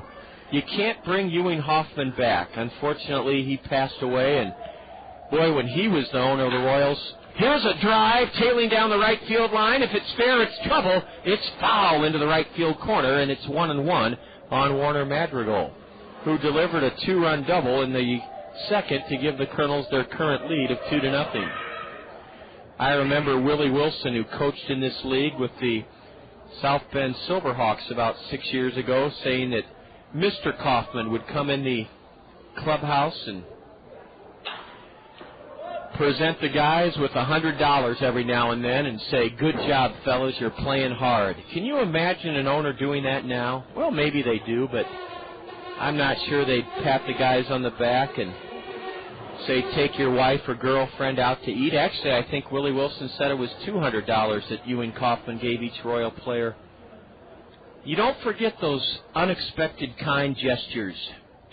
Warner Madrigal lifts one into shallow center. The shortstop is backpedaling, and Matt Smith gloves it in shallow left center. Madrigal is popped out to short for the final out here in the Kernel 4th inning. The Kernels go in order for the second time in 4 frames at the hands of right-hander Omar Paveda, who's pitching well. So's Nick Adenhart. After 3.5 innings here in Clinton, the Kernels are on top of the LumberKings, 2-0. You're enjoying Kernel Baseball on the Kernel Radio Network. The summer heat can be so oppressive unless you can keep your cool. Who do you call when your cooling system fails? Call on the A-Team at Ahern Plumbing and Heating. The A-Team can inspect and ensure that your cooling system is good to go when you need it most. 24 hours a day, rely on the A-Team from Ahern Plumbing and Heating. Call 393-4872. 393-4872 for Ahern Plumbing and Heating. Advanced Systems, the leader in office technology, is like a great baseball coach when it comes to office productivity. Advanced Systems makes the most of your team. They do it with the latest technology for office productivity from Canon. They're also like a great trainer. Advanced Systems Advanced Life Support makes sure your office equipment runs at peak levels and fixes it fast if things go wrong. Hit it over the fence with Canon technology from Advanced Systems. Call 832-8291. This is for the 21st century with Advanced Systems. Coffee works when it's important to you. Coffee works, let your work shine through. Quality coffee, we do it for less. Don't settle for second best. Coffee works, computer center. Coffee works, we do it better. When you think of coffee, think of Coffee Works. Coffee works, Coffee works. A big Uncle Charlie floats in for strike one call to John Mayberry. John led off the second by singling into center. Cleanup batter, and he tips one foul behind home plate, and Nick Adenhart's ahead. No balls, 2 strikes. The Kernels lead it here in the bottom of the 4th inning, 2-0. It was a 2-out, 2-run double off the left field wall by Warner Madrigal in the 2nd inning that has given the Kernels their current lead of 2-0. Fastball just above the letters. Ball 1 to John Mayberry. John is a 6'6" right-handed batter. Looks a little bit like a young Frank Thomas. A breaking pitch is low and away, and it's 2-2. He's not nearly as strong at age 22 as Frank Thomas, but he's as tall, 6'6", and he uses a intimidating black lacquer bat. And rips one to third. It takes a bad hop and crawls up Travis Schlichting's arm. That may be an error on the Colonel third baseman. I think it will be. You almost have to give Travis an error. And it is an error on Travis Schlichting. Mayberry on a 2-2 pitch hammered it hard, but Travis could have made the play. It crawled up his left side and then bounced behind him. John Mayberry has reached on a error to start the Clinton 4th inning. The LumberKings have had at least one base runner in every inning so far. Freddie Thon tries to golf a pitch down and in, could not connect, strike one swinging. Clinton is tied for 7th in the Midwest League of 14 teams, tied for 7th. They have 16 home runs. A curve and a swing and a miss. Adenhart gets ahead of Freddie Thon, 0-2. It is sheer joy to watch Nick Adenhart pitch, because that's what he does. He pitches. The essence of pitching is deceiving the man at the plate. Here's a line drive into right for a base hit. It came on an 0-2 count, and the LumberKings may bunt now. They have the tying runs on. Freddie Thon teed off on an 0-2 pitch and ripped it into right in front of Jordan Renz, an error and a single. And Clinton has the tying runs on with nobody out here in the bottom of the 4th inning. And the way these guys are playing, look out. Look out.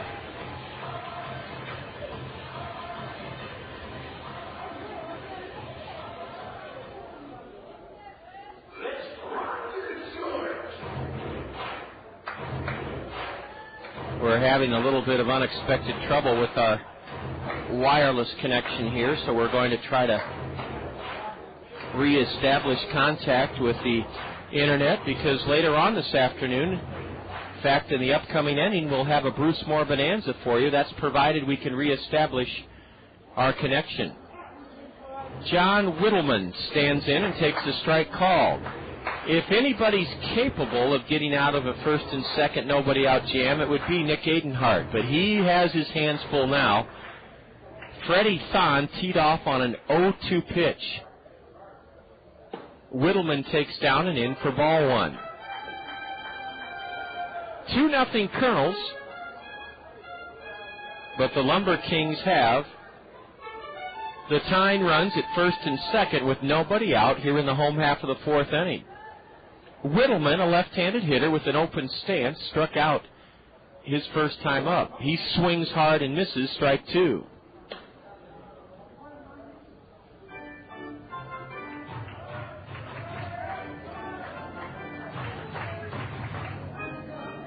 Well, we're still having trouble with our internet here, so we may have to delay our Bruce Moore Bonanza in the 5th inning. But we'll see. The server may be found. Big breaking pitch, strike 3 called. John Whittleman knew it, and what a curveball from Nick Adenhart. Nick Adenhart catches John Whittleman looking, and that, my goodness, was a big league curveball.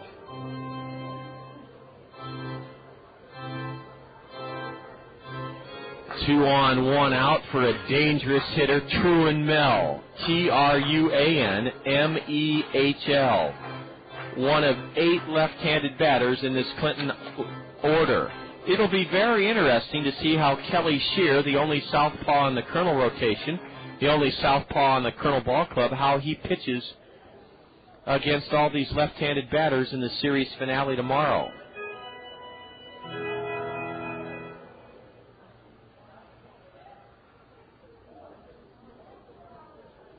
Mayberry at second, Freddie Thon at first, and now Flint Whipke takes a trip out to the hill. We're back at home Tuesday night to open up an 8-game homestand, 6:30 start on Tuesday. For $5, you can enjoy the triple play menu. We call it a Triple Play Tuesday. Any regular sandwich, chips, and a beverage for only $5. Mel looks at a ball just high, ball 1. Truan was 3 for 4 last night. Drafted out of the University of Maryland by Texas in the 30th round last year. He's from the Kansas City area, so the LumberKings have 2 fellas from the Kansas City area. The runner at second, John Mayberry, and this batter, Truan Mell. Ball 2 is downstairs. Mayberry reached on an error at third by Travis Schlichting. Freddie Thon ripped an 0-2 pitch into right. The 2-0 to Mell. Swing and a miss. Nick Adenhart challenged the batter with a fastball between the belt and letters. That takes some kind of gall to do that at this level, professional baseball. But sometimes that's what, as a pitcher, sometimes you have to challenge the hitter and say, okay, here's my best. Let's see who wins this battle. Mell shoots the 2-1 pitch foul down the left field side onto the picnic grounds beyond the low fence. I can't get over how rich and dark and healthy the dirt or clay looks here at Lion Energy Field. It looks very inviting to play a game of baseball on. You compare it to the hard surfaces we see in this league, namely in Battle Creek, Michigan. Their dirt is like playing on a concrete parking lot. Mell hits it hard into left, on the run, Madrigal. Warner makes a backhanded catch. What a play by Warner Madrigal to take probably a run or 2 away from the LumberKings. Truan Mell hit it hard and hit a tailing line drive that was sinking away from the left fielder, Warner Madrigal. Warner came in, reached down on his backhanded side, and made a whale of a running catch. And I think he took 2 runs away from Clinton. What a play in left by Warner Madrigal to save a pair of runs. Now Joe Kemp stands in and takes low for ball 1. Well, as of now, we're going to have to hold off on our Bruce Moore Bonanza question. We'll have Brad Seward look our computer situation over after this half inning, but we have gotten a message here that says cannot find server. And that doesn't happen often, so it could be that something has happened beyond our control. Joe Kemp lays off a fastball way high as the catcher, Flint Whipke, had to come out of his catching squat. We're continuing to tinker with this, but we'll have Brad take a look at it. Our laptop computer.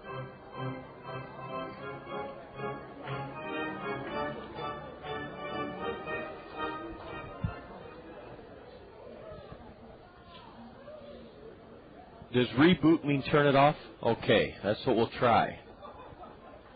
The 2-0. Hammered into right field, a sinking liner, and it's caught by Renz. Oh, brother, the LumberKings hit 2 balls as hard as you can hit them, but right at Kernel outfielders. Joe Kemp lines to right, and Nick Adenhart escapes with no damage in the bottom of the 4th inning. No runs for the LumberKings. 1 hit, 1 Kernel error, and Clinton leaves a pair. They've stranded 5. Boy, did Joe Kemp ever hit it hard, but he lines to right. And after 4, on Mother's Day here in Clinton, the Kernels maintain a 2-0 lead over Clinton. You're enjoying Kernel Baseball on the Kernel Radio Network. Fairfax State Savings Bank is paying you to come to the ballpark every Wednesday this season. You heard right. Fairfax State Savings Bank is paying you to come to Veterans Memorial Stadium every Wednesday this season. The first 750 of you Kernel fans to enter the gates before Wednesday's home game will receive an envelope full of money inside from Fairfax State Savings Bank. Each of those 750 envelopes will contain a greenback up to a $100 bill. Fairfax State Savings Bank, free money Wednesdays. Come early to line your pocket with cash. Meet Jim. When it's nice out, he spends weekends in his yard trying to kill weeds. Gotcha. Meet Dave. He spends weekends on the green.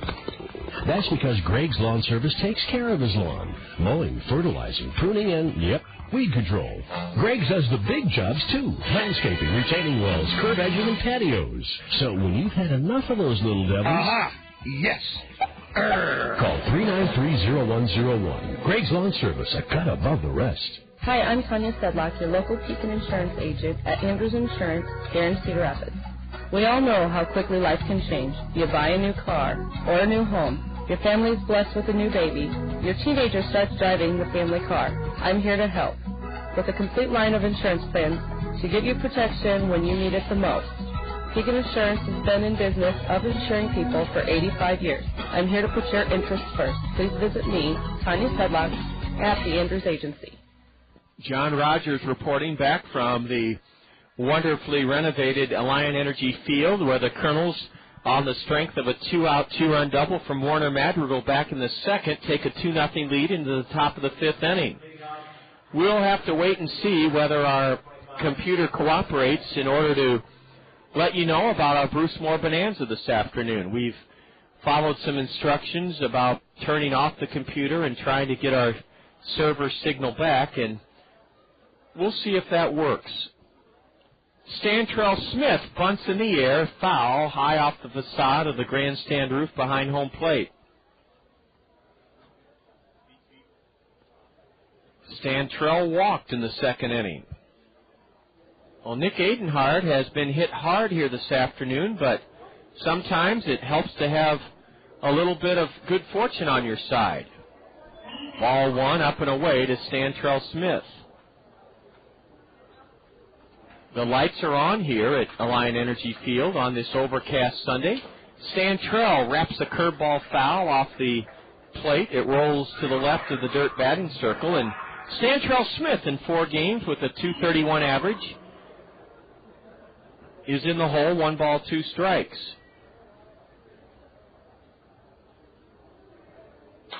A high pop-up to the right side of the LumberKing infield. Coming in and making the catch is Jose Vallejo.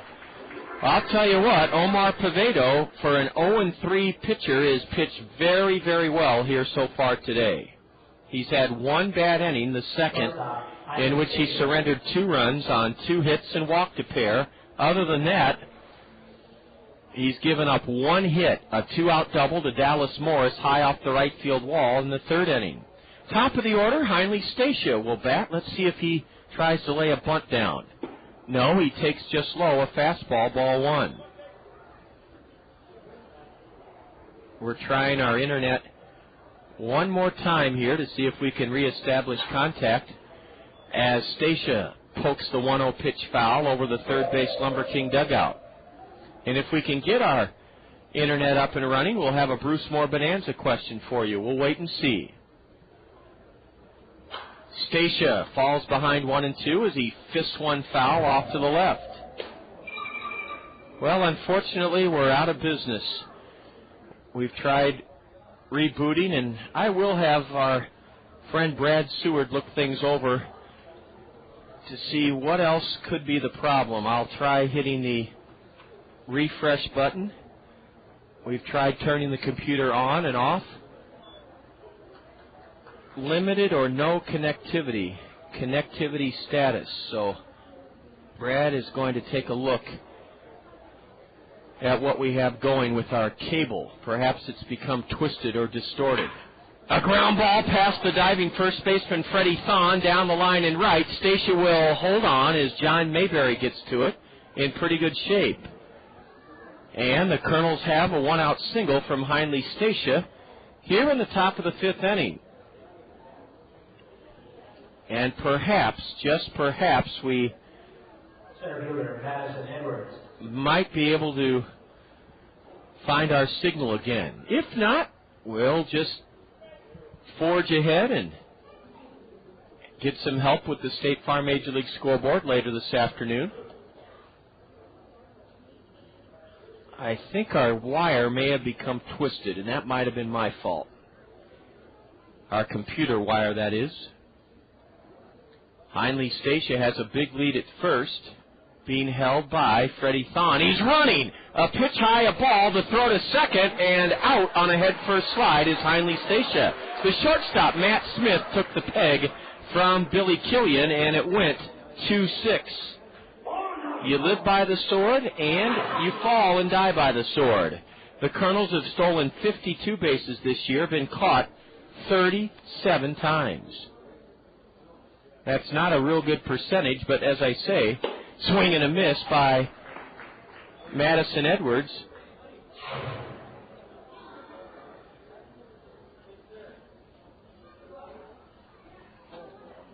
And we're have to apologize.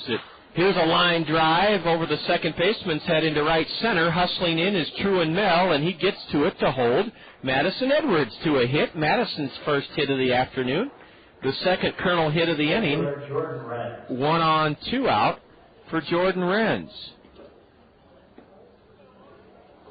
Well, we'll just have to try again either later this afternoon or go back to the drawing board on this computer situation. I'm sorry that we will not, for the moment, have a Bruce Moore Bonanza question for you because we don't have the capability of receiving your emails here. Jordan Renz takes outside. It's as bright as it has been in 3 days here in Clinton. The sun is trying to peer through the low clouds that have blanketed the entire Midwest the last 3 days. A throw to first, and Madison Edwards is back safely.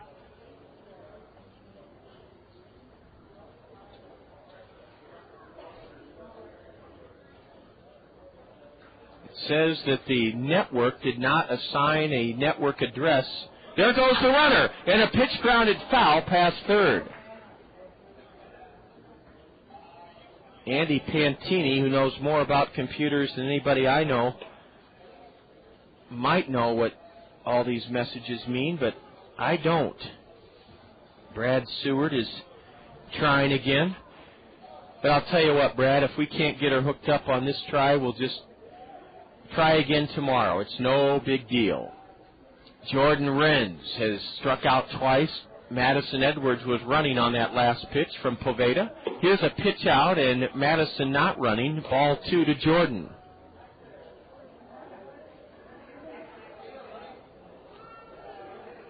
What we can't understand is Brad Seward's internet is coming through fine just 6 feet to our right. There goes Madison, a pitch high, the throw to second, and Madison is safe by a whisker as Jose Vallejo argues with the base umpire. A feet-first slide by Madison Edwards, another good throw by Billy Killian. Ball 3 was outside to Jordan Renz, and Madison Edwards has the second Kernel stolen base of this afternoon.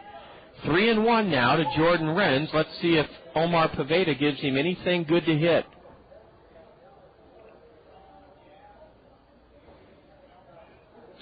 Yes, and a high drive into right. It'll be caught by John Mayberry to end the inning. Jordan Renz was swinging on 3-1, and he hit it off the end of the bat and skies to right. No runs in the Kernel fifth, 2 hits, 1 stolen base, 1 caught stealing, no Clinton errors, and the Kernels leave 1 aboard and have stranded 4. We go to the bottom of the 5th inning on this overcast, trying to be sunny Sunday afternoon, Mother's Day, and the LumberKings will bat against Nick Adenhart with the Kernels on top, 2-0. You're tuned to Kernel Baseball on the Kernel Radio Network. There's a lot you can do to satisfy your taste for Italian. You can marry one. You can drive one.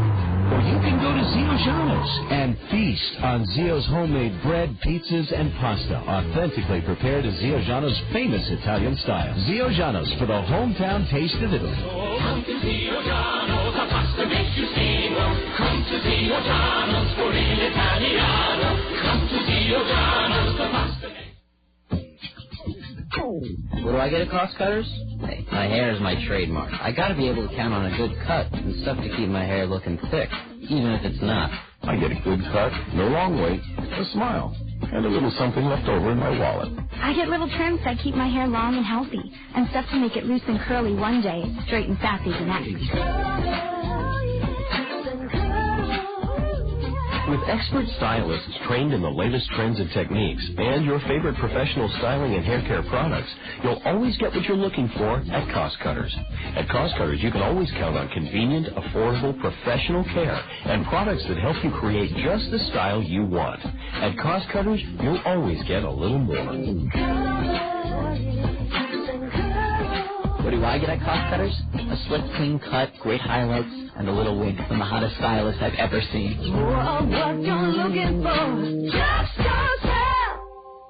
Bottom of the 5th inning as the sun still tries to peer through here on the banks of the Mississippi.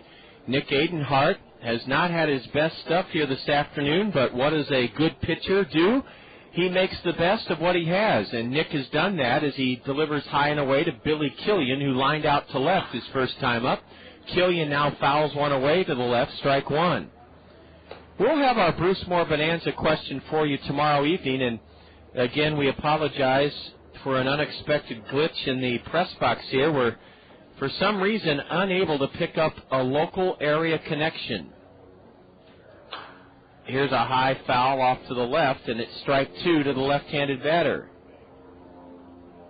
Billy Killian. Madison Edwards is shifted around into left center for the number 9 hitting catcher, who takes a pitch at the knees for strike 3. I think that was a changeup. Nick Adenhart took a little something off of that one and records his 6th strikeout. That's something, to not have your very best stuff, yet still have 6 strikeouts.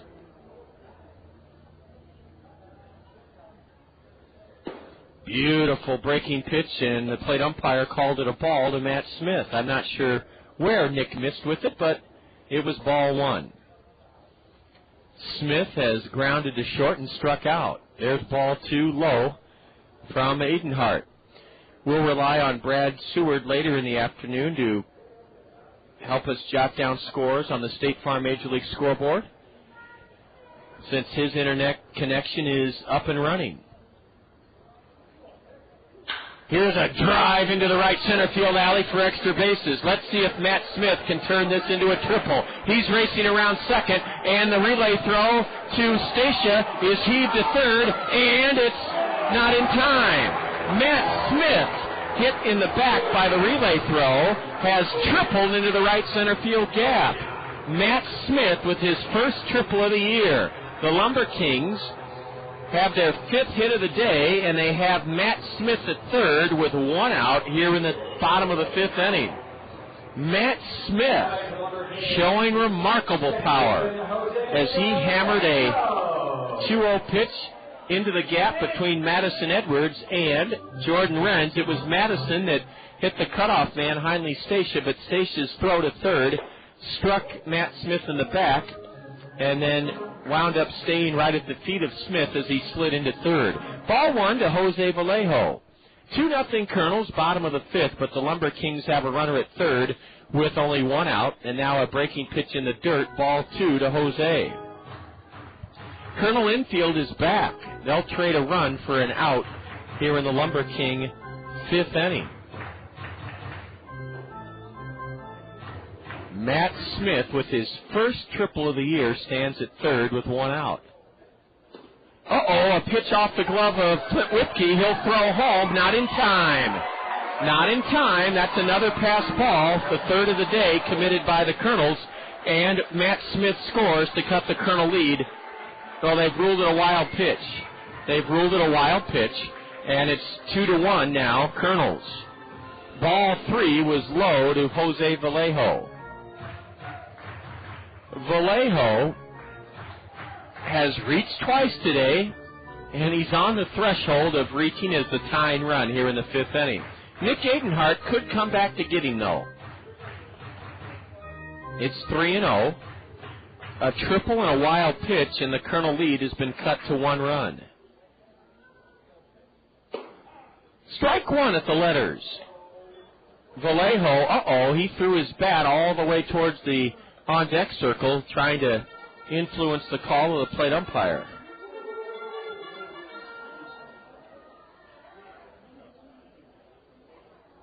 This Clinton ball club, as I said earlier, is playing like they're in first place. A chopper off the plate up the first baseline, and Nick Adenhart almost collides with Vallejo, who has the right to run down the line, and Adenhart likewise has the right to try to field the chopper, and it was a foul ball for strike two. 2-1 Kernels, bottom of the fifth inning. Baseball is a funny, funny game, isn't it? Clinton has gotten hot. They're swinging the bats well. They're playing good defense.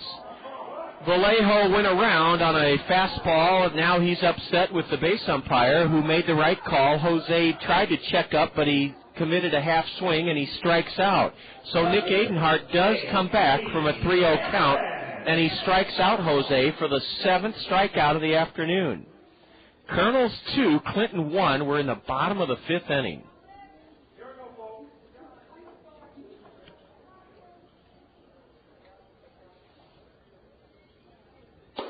A fastball on the outside corner is taken for strike one by Casey Herron. 2 out, nobody on, as Nick chokes a curveball off and misses outside. As well as Clinton has hit the ball this afternoon, the Kernels are very fortunate to be leading this game 2-1. Swing and a miss by Herron as he chased a fastball on the outer half. A left-hander is up in his feet for the LumberKings, starting to warm up in the left field pen.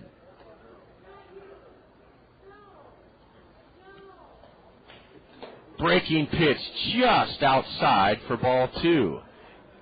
Julian Cordero is warming up for the LumberKings. Cordero is a left-hander. 2-2 to Casey Herron with 2 away and the bases empty. Ooh, a backdoor curve just outside. I don't know how Herron took that pitch. It was so good. Boy, Nick Adenhart has a big league curveball. Fastball, and that one's lifted into left. In front of the track, Madrigal has plenty of room and makes the catch. Casey Herron flies to left to end the LumberKing fifth. 1 run for Clinton on 1 hit, a wild pitch. There were no Kernel errors. Nobody stranded on base. The LumberKings have left 5. And as we head to the top of the 6th inning, the Kernel lead is now 2-1 over Clinton. You're enjoying Kernel Baseball on the Kernel Radio Network. With spring comes a sound we're all familiar with, lawnmowers. The Solid Waste and Recycling Department encourages you to mulch your grass this year, though, instead of bag. It's a practice known as grass cycling. Why grass cycling? Well, it saves time because you don't have to rake or bag your grass clippings. But it also saves money because those clippings contain essential nutrients, reducing your need for expensive fertilizers. Best of all, grass cycling helps to save landfill space. Do your part. Grass cycle. This message from the Solid Waste and Recycling Department. Remember, our first fireworks show is slated for Saturday, May 20th. The game starts at 5 o'clock. The gates open at 4. And before the fireworks start, you can come down onto the field and collect autographs from the Kernels. You can also run the bases after the game on Saturday, May 20th, thanks to Velocity Sports Performance and Play Catch on the Field. Our first fireworks show of the year is this Saturday, May 20th.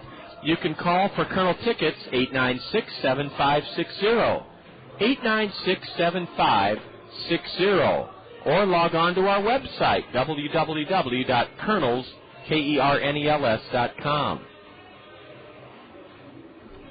Omar Poveda surrendered a couple of two-out singles in the fifth inning.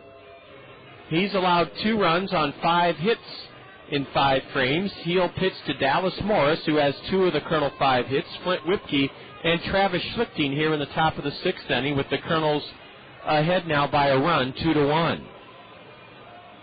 Top of the hour, 4 o'clock here in eastern Iowa, and you're enjoying Kernel Baseball on ESPN Radio 1600, KCRG, Cedar Rapids, Iowa.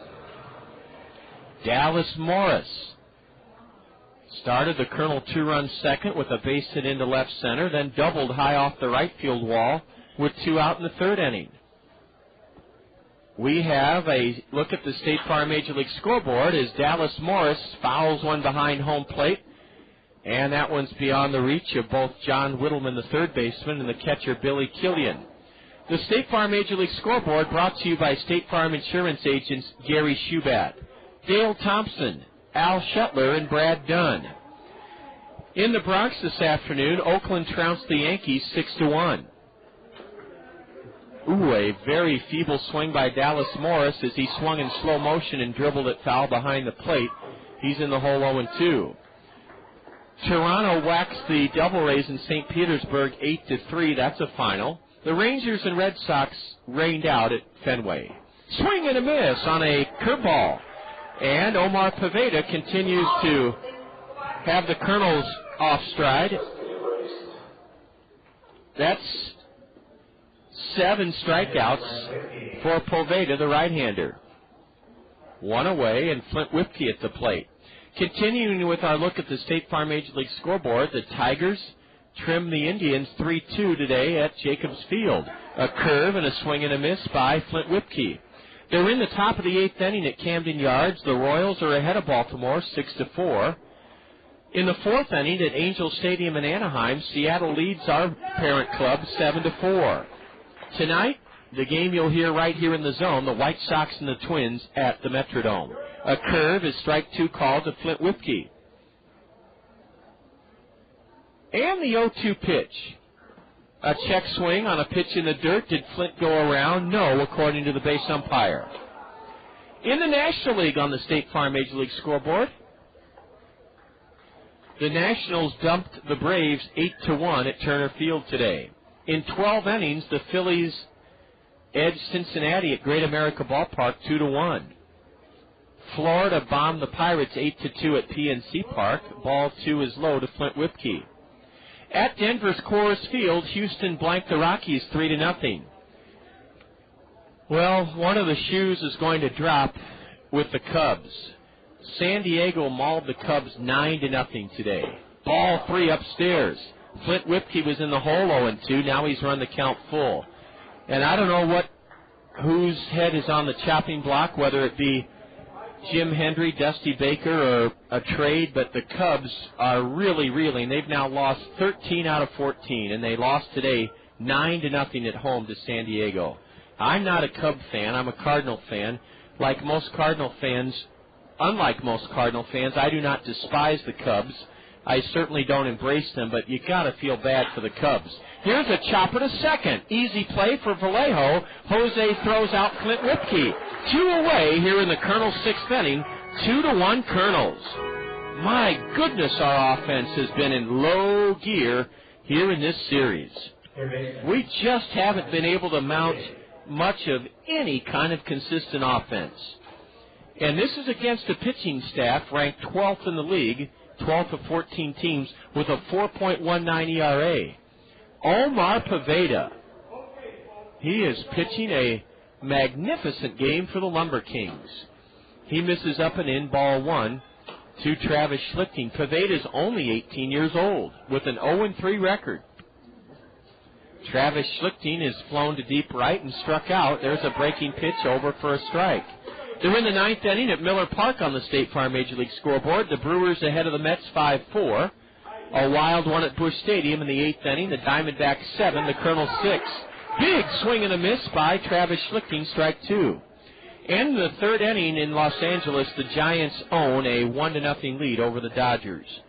We thank Brad Seward for that update, and we'll have another one as part of the Colonel Curtin call. A changeup in the dirt to Travis, and the count even 2-2. Hits even at 5 apiece, and a 2-1 ball game here in the top of the 6th inning.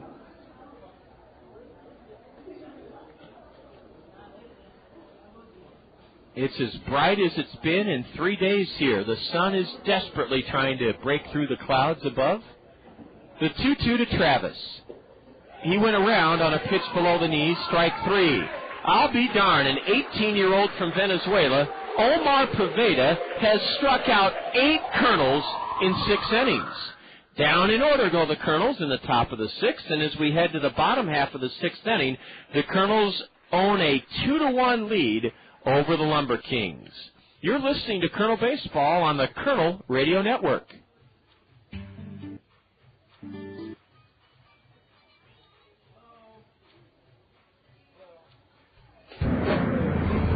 Sylvia, you know that cruise you've always wanted?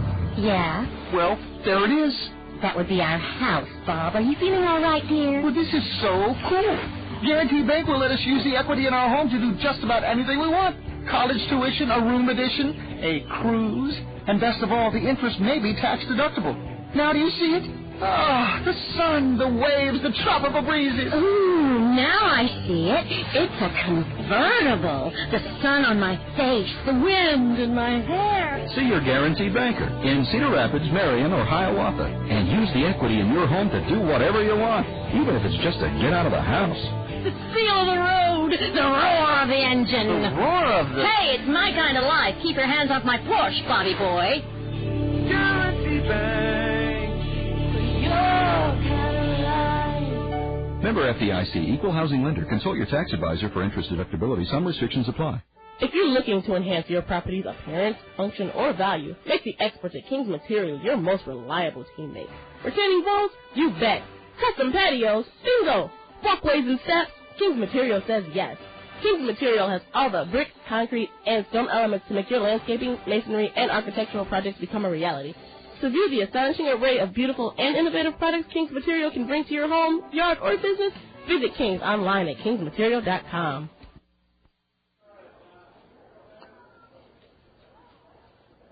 We go to the bottom of the 6th inning. John Mayberry has singled and reached on an error. He leads off 2-1 Kernels. A fastball is upstairs for ball 1. I think we've seen the last of Omar Poveda, the 18-year-old Venezuelan right-hander, and he was brilliant for Clinton. Mayberry breaks his bat and pops a base hit into shallow left. Let's see if Madrigal can hold him to a single. And Warner overruns it, but John Mayberry stops at first. I think he should have been at second base. They tell me he's nursing a sore hamstring, and had he been running full tilt, he should have been at second base as Warner overran it. A broken bat single dumped over the head of Travis Schlichting into shallow left by John Mayberry. Nothing, I mean nothing, has come easy for the Kernels in this series. We're just being out-desired right now by the LumberKings. And that's not a criticism of our ball club. It's a comment of praise for Clinton. They just seem like they're the hungrier team right now. They're playing with more energy and life. A fastball is inside to Freddie Thon, ball one. And I'm sure Bobby Magallanes, Eric Owens, and Kernan Ronan would concur with my observation that Clinton has played with more energy in this series than we have. A change-up and a swing and a miss by Freddie Thon, strike one. Sometimes it boils down to who has the higher level of desire. That will. Swing and a miss by Thon. He's in the hole 1-2.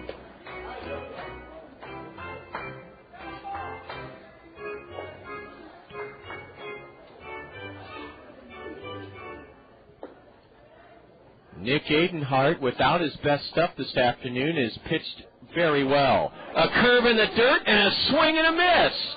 Big strikeout of Freddie Thon, one away here in the sixth inning.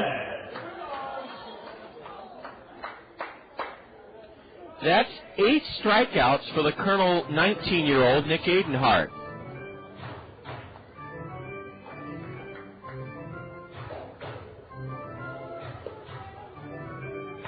How would you like to not have your best stuff, yet strike out 8 batters in 6 1/3?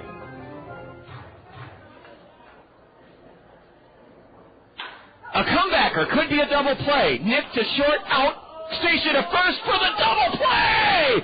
John Weddleman has bounced into an inning-ending 1-6-3 twin killing. Nick Adenhart gets John Weddleman to bounce one right back to the hill.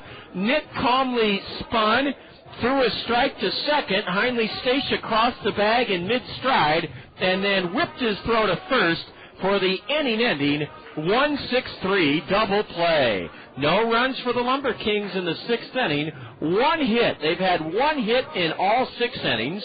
No Colonel errors. A double play started by Nick Adenhart. Nobody left for Clinton. As we go to the top of the 7th inning, it's still the Colonels clinging to a 2-1 lead over Clinton. This is Colonel Baseball on the Colonel Radio Network. Jumpstart your future with learning from Kirkwood Community College. No matter what your age or previous work experience, you have new opportunities as close as your phone. 398-5517. Kirkwood has hundreds of choices for career and technical programs.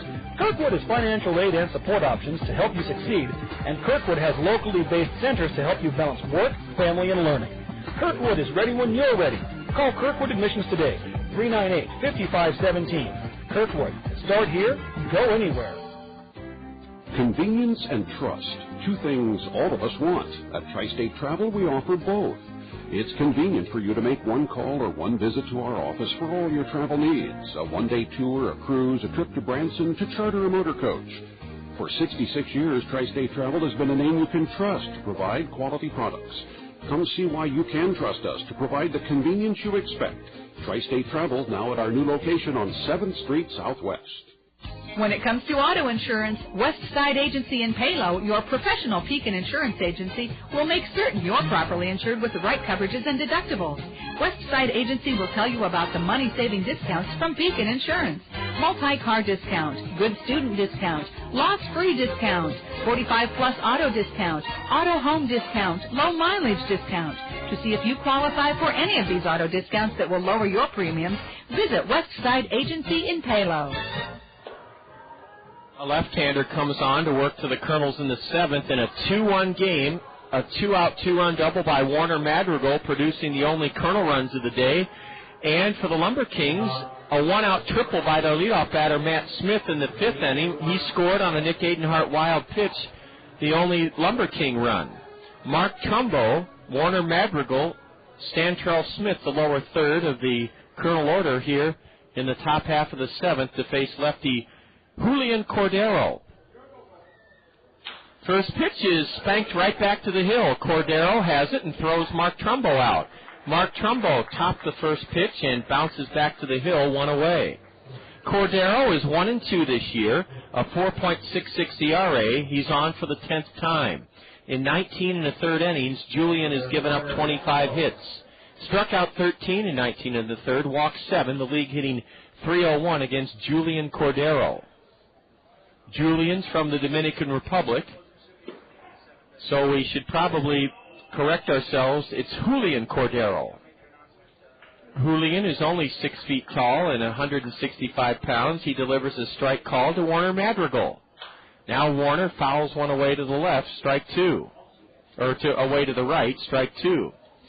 Our baseball fun fact focuses on the youngest general manager in baseball, Major League Baseball history, Texas Ranger general manager John Daniels, appointed as the GM for the Rangers when he was 28 years old. Here's a ground ball foul past third, and Warner Madrigal fought off a pitch in on his hands. He's still in the hole 0-2.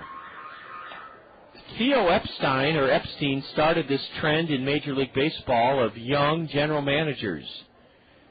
Can you imagine a 28-year-old running a Major League Baseball team?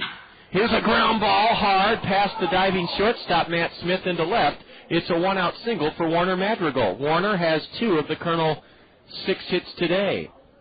He hit that one hard on the ground on a 0-2 pitch, and it's 1 on, 1 out. And the batter is Stantrell Smith. Stantrell today has walked and popped to second. 2-1 Kernels were in the top of the 7th inning. John Daniels, the general manager of the Texas Rangers, a 1999 graduate of Cornell University in New York, Ithaca, New York. Ball 1 down and in to Stantrell Smith.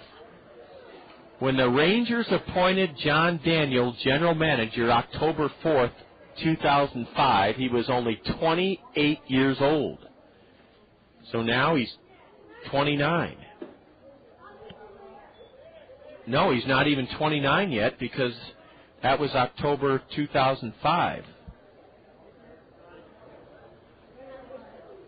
Either he's a boy wonder genius or he's a guy that knows the money end of baseball. Probably a little bit of both. A swing and a foul by Stantrell Smith. His degree from Cornell University in Ithaca, New York, applied economics and management. I know some old-timers are turning over in their graves knowing that guys 28 years old are general managers of baseball teams. A line drive and a leaping stab by Vallejo. He throws to first. Double play! Jose Vallejo has continued his wizardry over the Kernels in this series. A leaping stab of a line drive off the bat of Smith, and then he threw to first. Double play. The LumberKings can do no wrong in this series. They have played like a first-place team and continue to do so. Stantrell Smith's line drive caught it second on a leaping stab, and then Jose Vallejo, who has worn us out in this series with the glove and at the plate, threw to first, and Madrigal was doubled off. No runs in the 7th for the Kernels. 1 hit.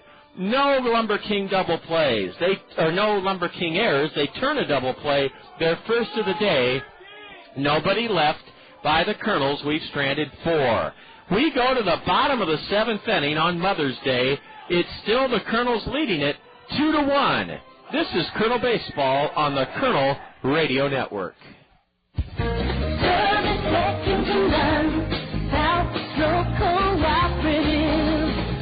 Here for your communication needs. Internet service, telephone, and TV. As a cooperative telephone company, our members are owners who make us a team. Service second to none. South Slope Cooperative Communication. Get ready for summer and beat high gas prices with a pre-owned vehicle from Randy Keel Honda. Their inventory is jam-packed with fuel-efficient vehicles designed to save you money. Get an economical sedan for your daily commute, or indulge your sporty side with a high-performance coupe. Randy Keel Honda carries a large selection of Honda certified pre-owned vehicles, backed by a 12-month, 12,000-mile comprehensive warranty and 7-year, 100,000-mile powertrain warranty. Need to haul the entire family? For a limited time, you can get special financing on Honda certified pre-owned Odysseys. Whatever your driving needs, Randy Keel Honda has the vehicle for you. Visit Randy Keel Honda on Centerpoint Road Northeast or online at randykeel.com. Randy Keel Honda, where they treat you right. True and Mel, left-handed batter, has laid off a couple of Nick Adenhart deliveries upstairs, 2-0. Let's see if he's swinging. Yes, and he swings late and misses, strike one. 2-1 Kernels, bottom of the seventh inning. The Kernels have right-hander Tim DeJurgis up and throwing in the right field bullpen. Mel takes downstairs, ball three. Nick Adenhart has not walked a batter this afternoon. He's been that good.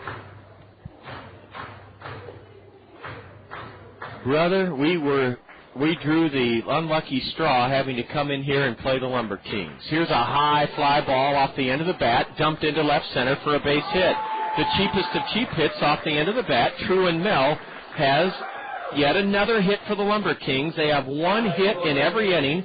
That's their seventh hit of the day. Credit Nick Adenhart. He did not walk True and Mel. He made Mel earn his way on. Now let's see if Joe Kemp is bunting. Somebody had to pay for the LumberKings' slow start, and unfortunately it's been our ball club. These guys are playing like world beaters. A throw to first, and True and Mel is back standing up. 2-1 Kernels, bottom of the seventh inning. And it's a credit to Andy Fox, the first-year skipper of this Clinton ball club, for not letting his team let up on their focus, intensity, or competitive drive. Ball one is low. Nick Adenhart wondered where the pitch was to Joe Kemp. Joe's a left-handed batter, 1 for 2 today. Tim DeJurgis warming up for the Kernels in the bullpen. A throw to first, and True and Mel is back standing up. Kernels have been out hit 7-6. But lead it 2-1. We can't forget that. Here's a tap back to the hill. Adenhart throws to Stacia for the out at second. Heinley to first for another 1-6-3 double play. Started by Nick Adenhart. Nick Adenhart has been his own best friend as he's gotten 2 comeback double plays in the last 2 innings. And that was equally as big as the one that Nick started to end the Clinton 6th inning. A one-hopper off the bat of Joe Kemp. And Nick Adenhart, once again, knew exactly what to do with it. He whirled and fired a strike down to second. Heinley Stacia on the receiving end, then pegged to first to complete the 1-6-3 double play. 2 gone here in the 7th inning. Strike one to Billy Killian, and now a pitch low, ball one. Oh, brother.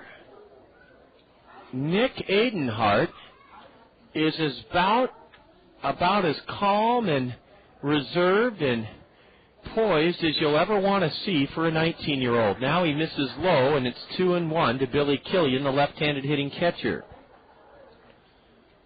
2 double plays started by the Colonel right-hander to get him out of major trouble. Here's the foul off to the left by Killian to even the count 2-2. We're in the bottom of the 7th inning, and it's 2-1 Kernels. Madison Edwards is playing way around into left center. Killian tomahawks a fastball above the letters, foul behind home plate. The scoreboard here is brand new, and its predominant color is green. The 2 LumberKing colors are green and black. Killian wears a pair of black batting gloves. Takes a roundhouse curve upstairs. It just missed ball 3. This will likely be the last pitch that Nick Adenhart makes this afternoon.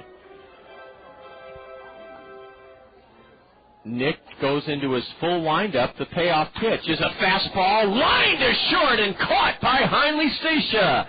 Billy Killian hit a sinking liner that was snared at the shoe tops by the Colonel shortstop to end the LumberKings 7th inning. No runs for Clinton. 1 hit, a double play. There were no Colonel errors. Clinton leaves the bases empty. Clinton has had 1 hit in every inning against Nick Adenhart, who I think is done after 7 very fine innings. We go to the top of the 8th. The Kernels will try to muster up some offense, having scored since Madrigal's 2-out, 2-run double back in the 2nd inning. As we head to the 8th inning, Kernels lead it 2-1. You're enjoying Kernel Baseball on the Kernel Radio Network. The next time you catch yourself about ready to throw away a glass jar or glass bottle, stop. Glass jars and bottles are recyclable. Simply rinse out your glass, put the lids in your blue recycling box, and place the glass items in a plastic container. A plastic bucket or small plastic wastebasket will do just fine. Use one plastic container for clear glass and a second separate container for colored glass. Set your plastic container or containers with your glass in them next to your blue recycling box for curbside collection. Remember, glass is recyclable. Hi, I'm Gary Dolphin. You know, Hometown Restyling has served Eastern Iowans since 1986, providing the very finest in windows, siding, and sunrooms. Their experienced staff can handle the job from start to finish, including plans, permits, and inspections. Plus, Hometown Restyling is nationally recognized by Professional Remodeler, Qualified Remodeler, and Remodeling magazines. Call Hometown Restyling for your next remodeling project, or better yet, visit one of our beautiful showrooms in Hiawatha or Coralville. Hometown Restyling, because there's no place like home. Technology pervades every aspect of our daily lives. This remarkable age we live in has a machine or a computer to meet almost all of our needs. But you won't find a technological device that can provide you with the personal attention for something as important as insurance. Neighbor Insurance Services, your professional Pekin insurance agency in Hiawatha, is trained on all insurance matters, including how much coverage is enough coverage. For personal attention to all of your insurance needs, see the insurance professionals at Neighbor Insurance Services in Hiawatha. Through 7 innings here at Alliant Energy Field, the Kernels are ahead 2-1. I think we've seen the last of Nick Adenhart, but what a gutty pitching performance by the 19-year-old Colonel right-hander. It looks like Tim DeJurgis will come on and work the bottom of the 8th inning. Let's see if the Kernels can give Tim DeJurgis a little breathing room, as Heinle Stacia takes a pitch just outside from the side-wheeling left-hander, Julian Cordero. Cordero came on in relief of starter Omar Poveda in the 7th. A high fly ball lifted into right center, and drifting to his left to make the play, 1 out, is the center fielder Truman Mel. Heinle Stacia flies to center, 1 away here in the 8th inning. That from Cedar Rapids, center fielder Madison Edwards. Madison Edwards may try to bunt his way on. Madison singled his last time up, then stole second with 2 out. Edwards is 1 for 3 today.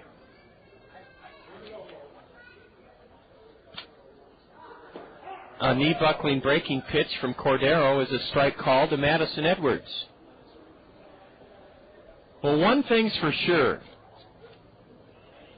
The Kernels got another very good performance from Nick Adenhart today. Ball 2 or ball 1 down low to Madison Edwards. Nick scattered 7 hits over 7 innings, 1 hit by the LumberKings in every inning. Adenhart struck out 8, and he walked none. That's the amazing part about Nick Adenhart. He's now walked only 10 batters in 50-plus innings this season. Madison Edwards taps 1 foul at his feet, strike 2. And now Madison cranks the pitch foul off the railing of the Colonel first base dugout. Top of the 8th inning, 1 away, nobody on for the Kernels, 2-1 in favor of the Kernels.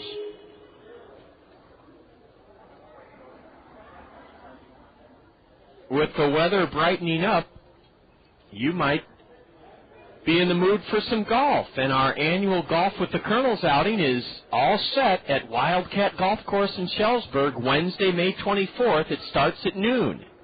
A meal catered by Carlos O'Kelly's in the Wildcat Golf Course clubhouse afterwards. A breaking pitch upstairs, and it's a full count now to Edwards. To sign up for the Colonel Golf outing, call Jessica Ferguson, 896-7608. 896-7608. Here's the payoff pitch to Madison. High ball 4 and a one-out walk issued to Madison Edwards by lefty Julian Cordero. Cordero pitched last season in the Arizona Rookie League. He appeared in 12 games, posted 1 save, a 1-0 record with a 4.32 ERA. In 25 innings, he surrendered 32 hits.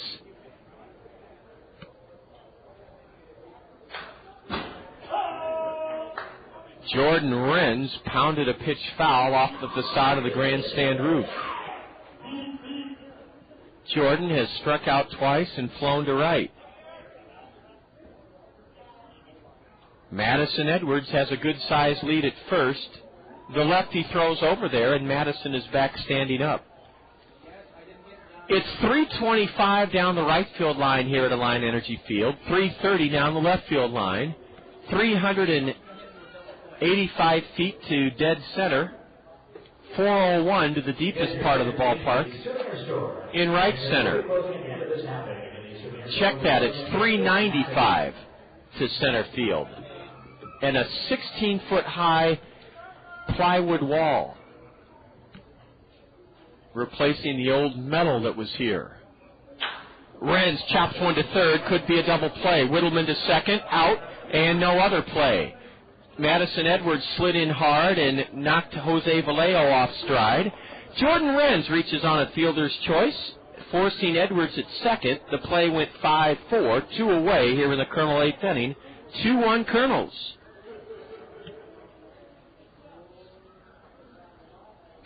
Here's Dallas Morris. Dallas has 2 of the Kernel's 6 hits. He started the Kernel 2-run second inning with a base hit, then doubled with 2 out in the third, struck out in the 6th. Facing Julian Cordero for the first time, Dallas lines it foul down the right field line. That date again for the Kernel golf outing, Wednesday, May 24th. It starts at noon at Wildcat Golf Course in Schellsburg. There goes the runner, and a pitch drilled into right, 1 hop in front of John Mayberry. Streaking to third without a play is Jordan Renz. A perfectly executed hit-and-run single by Dallas Morris gives the Kernels a 2-out scoring chance here in the 8th inning. Dallas Morris has his 3rd hit of the afternoon.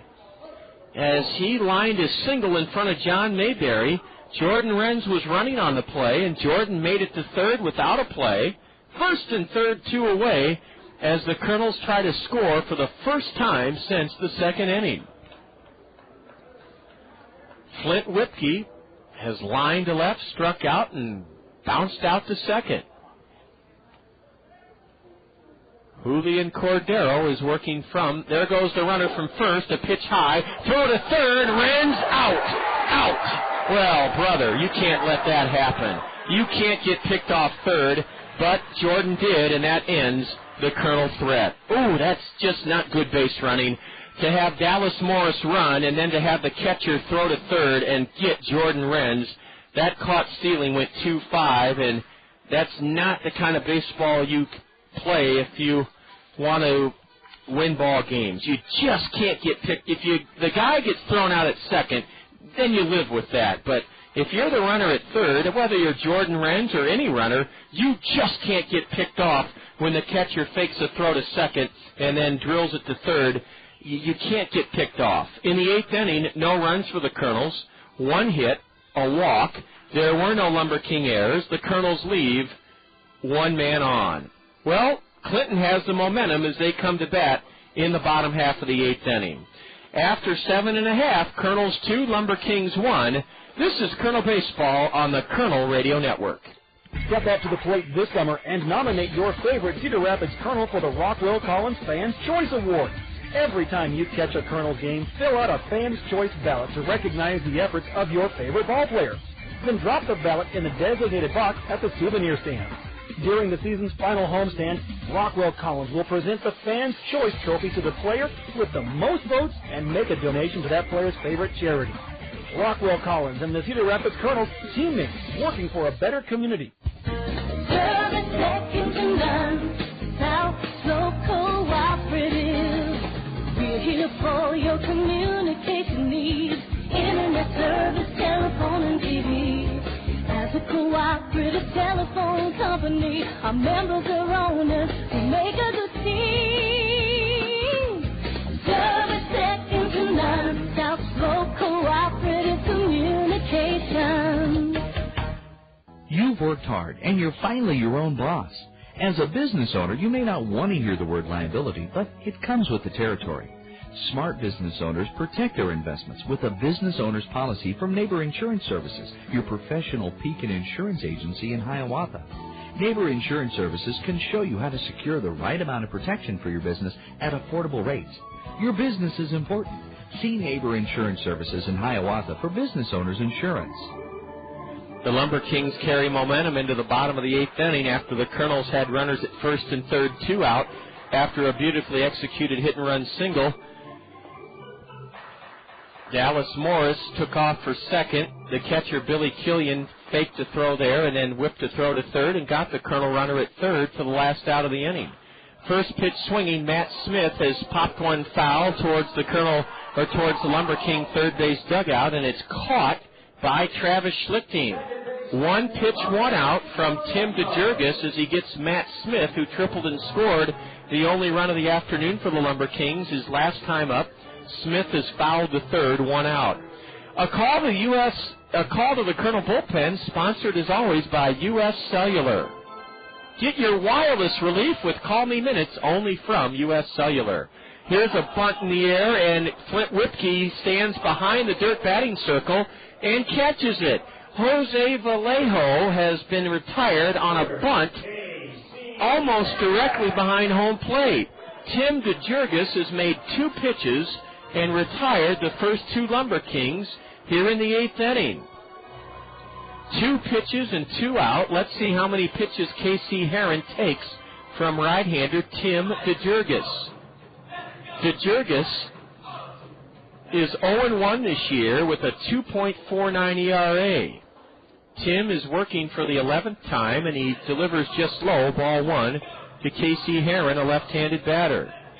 Tim DeJurgis, in 21 2/3, has allowed only 16 hits. Here's a pitch sliced foul off the end of the bat, off to the left, strike 1.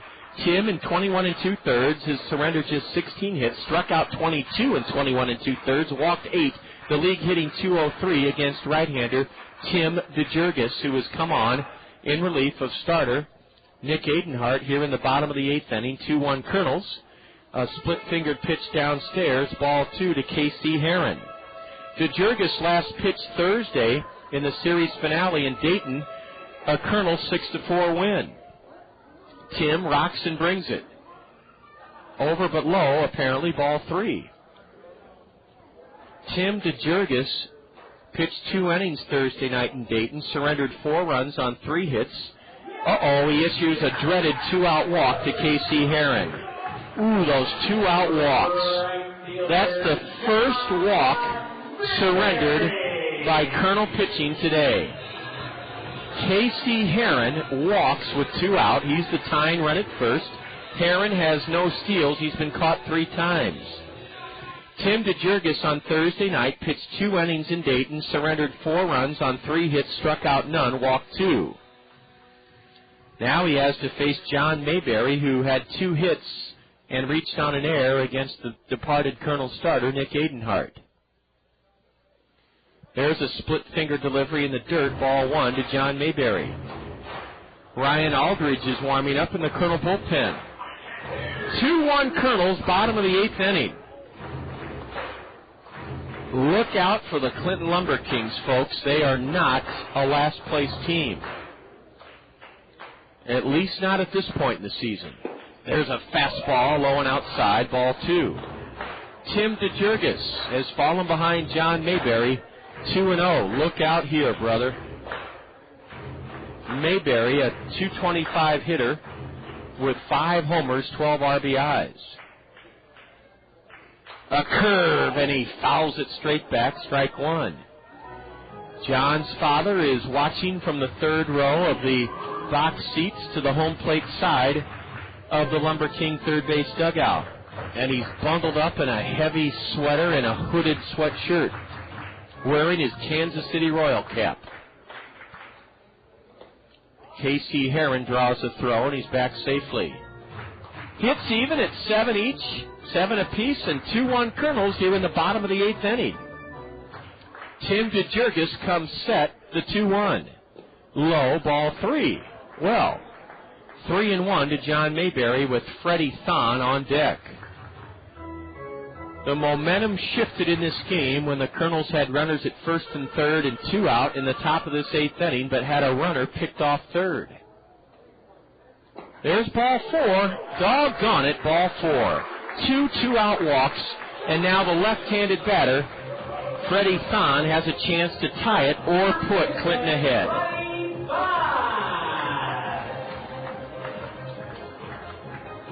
And Bobby Magallanes is going to make a pitching change. Ryan Aldridge is going to come in here in the bottom of the 8th inning. Bobby Magallanes has had to lift Tim DeJurgis. Get this, DeJurgis got the first 2 outs of the 8th inning on 2 pitches, then walked the next 2 LumberKings. You just cannot walk batters. And that's not a criticism of Tim DeJurgis. It's in general, you can't walk guys in the Midwest League, or for that matter, any league, and get away with it very often. Ryan Aldridge answers the second U.S. Cellular call to the bullpen here in the 8th inning. Get your wireless relief with Call Me Minutes, only from U.S. Cellular. Ryan Aldridge earned a save Thursday night in Dayton, a Kernels 6-4 win. Ryan pitched 2 innings, and he was overpowering. No runs, no hits, 4 strikeouts, no walks. Ryan Aldridge will face left-handed hitting Freddie Thon with the game on the line here in the bottom of the 8th inning, 2-1 Kernels. Ryan Aldridge, a right-hander taken in the 17th round by the Angels in 2004 out of Middle Georgia College. Aldridge is 1-2 with 5 saves to lead the Kernels. Ryan's ERA 4.60. 15 2/3 innings pitched. He's allowed 15 hits. Ryan has struck out 27 in 15 2/3, walked 7. The league hitting .250 against Ryan Aldridge. Well, the Kernels have put themselves in this position by scoring only 2 runs this afternoon. Those came on a 2-out double by Warner Madrigal, a 2-out 2-run double back in the 2nd inning. The Kernels got a 2-out double from Dallas Morris in the 3rd, but he was stranded. A pair of 2-out singles in the 5th inning, but no runs. Had Madrigal aboard with a 1-out single in the 7th inning, but a line out by Stantrell Smith resulted in a double play. And then the key to the game so far, runners at first and third, 2 out in the top of this 8th inning, and the runner at third was picked off by the catcher. Here's Freddie Thon with the skies darkening again. Ryan Aldridge is working from the stretch, and he'll try to keep the Kernels ahead here with a very dangerous 3-0-1 batter at the plate. Backdoor slider is a strike called. 0-1 as Aldridge gets ahead. Tim DeJurgis went 2/3 of an inning. So far, he's allowed no runs on no hits. Struck out none, walked 2. Freddie Thon is 1 for 3 today. Tying run, Casey Heron at second. Go-ahead run, John Mayberry at first. A fastball up and away, and it's 1-1 to Thon. Bottom of the 8th inning, 2-1 Kernels with 2 on and 2 out for the LumberKings. Ryan Aldridge is set and delivers. Breaking pitch in for strike 2. Ryan Aldridge has gotten ahead of Freddie Thon.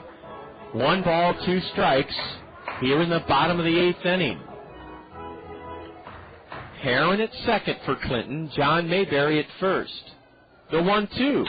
Grounded to the right side. We should be out of the inning. It's gobbled up by Morris, and Dallas tosses out the batter, Freddie Thon, to end the inning. Ryan Aldridge comes in and quells a brewing rally by the LumberKings as he gets Freddie Thon to ground out to second. Oh, what a big, big third out garnered by Ryan Aldridge here in the 8th inning after the LumberKings drew a pair of walks to put the tying run at second and the go-ahead run at first here in the 8th inning. Ryan Aldridge gets the batter Freddie Thon to ground out to second. No runs in the 8th for Clinton, no hits, 2 walks. There were no Kernel errors, and the LumberKings leave a pair. They've stranded 7. Can the Kernels put a run or 2 up in the 9th inning, having been blanked over the last 6 innings? We go to the top of the 9th, and it's 2-1 Kernels.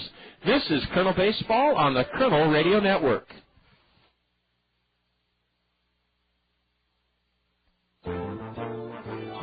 Cedar Rapids' oldest wholesale greenhouse is also Cedar Rapids' full-service landscaping and lawn care center. Cedar Rapids Greenhouses has been serving eastern Iowans for 50 years at the corner of Johnson Avenue and Edgewood Road, behind Guppy's on the Go. Cedar Rapids Greenhouses has a full line of trees and shrubs like magnolias, maples, and lilacs. And for a limited time, buy any potted tree and Cedar Rapids Greenhouses will deliver and plant it free. If you're searching for the right beautification project, let the trained landscape designers at Cedar Rapids Greenhouses help you create a unique plan for your home. From retaining walls to ponds, waterfalls, and fountains, they'll work within your budget and taste, and they do free estimates. Lawn care featuring mowing, fertilization, seeding, sodding, aeration, dethatching, maintenance, and cleanup are all done with care and precision. For the highest quality and low prices, see the difference at Cedar Rapids Greenhouses, Eastern Iowa's full-service landscapers at the corner of Johnson Avenue and Edgewood Road. Hi, I'm Phil Andrews, your local Pekin insurance agent at Andrews Insurance in Cedar Rapids. I'd like to introduce you to an easy-to-understand, affordable life insurance plan with great benefits. It's simplified issue whole life from Pekin Insurance. The plan requires no medical exam, has guaranteed rates for life, and a guaranteed cash value. Life insurance made simple and affordable from Pekin Insurance. To learn more, contact me, Phil Andrews, at Andrews Insurance. Flint Whipke has tipped the first pitch foul into the glove of the catcher, Billy Killian, to open up the 9th inning. Now ball 1 from Julian Cordero. Top of the 9th, 2-1 Kernels. Oh, Ryan Aldridge came on and got a big third out in that Clinton 2-out threat, 2-on-2 out in the 8th. Here's a ground ball foul to Bobby Magianis coaching at third. Flint Whipke is in the hole 1-2. Julian Cordero has surrendered 2 hits in his 2 innings of relief, but no runs, as he's kept the LumberKings right behind the Kernels, breathing down our necks. Flint Whipke on a 1-2 delivery. Grounds it to short. It takes a charity hop, a big hop to Matt Smith, who throws in time. Flint Whipke is bounced out to short. 1 out here in the Kernel 9th inning. 2-1 in favor of the Kernels. The final line on Nick Adenhart. 7 innings pitched. He surrendered 1 run on 7 hits, struck out 8, and walked none.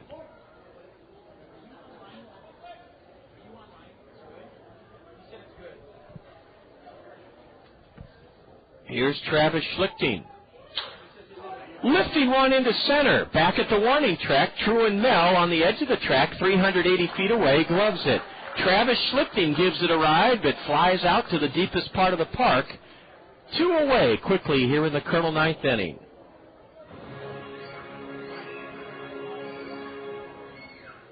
The batter, Mark Trumbo.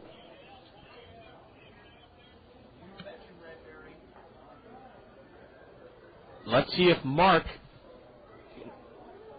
can start a 2-out Kernel rally. He drives one in the air to right at John Mayberry, and it's a 5-pitch inning for Julian Cordero. Mark Trumbo stepped into the first pitch and hit it well, but flies out to right.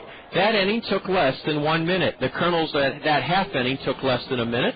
The Kernels go in order in the top of the 9th inning. Ryan Aldridge back to the hill to try to save it for Nick Adenhart. He has a 1-run lead with which to work. After 8.5 in Clinton, it's the Kernels leading the LumberKings 2-1. And we're going to keep it right here for just a moment and get our commercial order in shape. There we go. As we go to the bottom of the ninth, Kernels 2, LumberKings 1. This is Kernel Baseball on the Kernel Radio Network. The hottest feature in beautiful Veterans Memorial Stadium is the coolest place. It's the Whirling Waters Home Run Hot Tub. How can you and your friends relax and splash it up from the most coveted spot at the ballpark?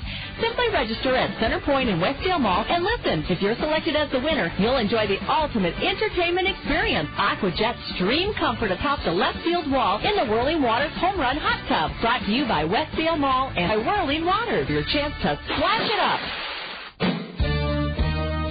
Get ready for summer and beat high gas prices with a pre-owned vehicle from Randy Keel Honda. Their inventory is jam-packed with fuel-efficient vehicles designed to save you money. Get an economical sedan for your daily commute, or indulge your sporty side with a high-performance coupe.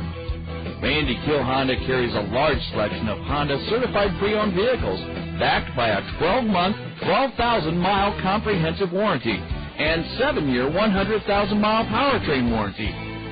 Need to haul the entire family? For a limited time, you can get special financing on Honda certified pre-owned Odyssey. Whatever your driving needs, Randy Keel Honda has the vehicle for you. Visit Randy Keel Honda on Centerpoint Road Northeast or online at randykeel.com. Randy Keel Honda, where they treat you right. John Whittleman goes up swinging and fouls the first pitch of the bottom of the ninth, straight back, strike one. 2-1 Kernels. Each team has collected 7 hits. Ryan Aldridge came on and got the final out in the 8th inning, and he misses just low, ball 1 to the left-handed batter. The Kernels are trying to win for the first time in this series, and have had to battle to get in this position. Whittleman lifts one into shallow left. Warner Madrigal has a long way to come in, but Warner's there and makes the catch. One away here in the 9th inning as John Whittleman flies to left. One gone here in the 9th inning. Truman Mel had 3 hits last night. He singled leading off the 7th inning, but was erased in a double play. Started by Nick Adenhart. One of 2 twin killings started by the departed Colonel starter, who's trying to run his record to 6-0. He'll need help, though, from Ryan Aldridge out of the Colonel bullpen. Swing and a miss, a fastball, and Truman Mel took a big cut at it.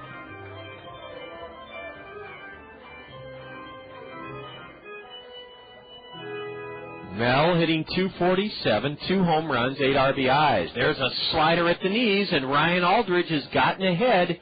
No balls, 2 strikes. Will he come right after the left-handed Clinton batter, Truman Mel? No, he wasted one outside for ball 1. 2-1 Kernels. Nobody on, 1 out, bottom of the 9th inning. Kernels trying to up their 8-game road trip record to 3-4. Here's a ground ball golfed foul sharply past the LumberKing first base coach, Brian Diet. I'm not sure if that is Brian. It could be a position player.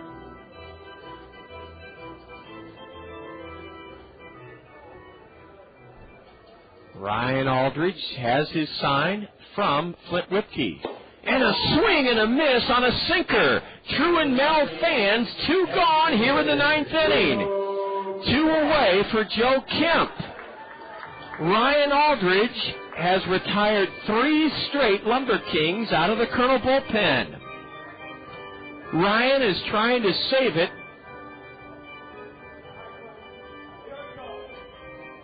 for Nick Adenhart. Joe Kemp takes low and in, ball 1. This game was 32 minutes late starting due to a shower right before game time. Here we are in the bottom of the 9th inning.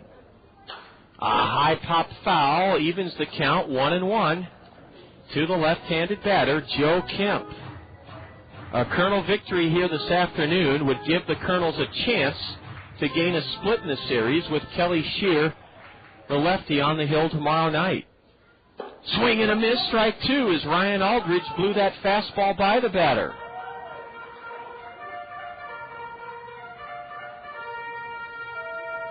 Base is empty, 2 gone here in the bottom of the 9th inning. Ryan Aldridge rocks and brings it. Swing and a foul. Oh, Joe Kemp just got a piece of it.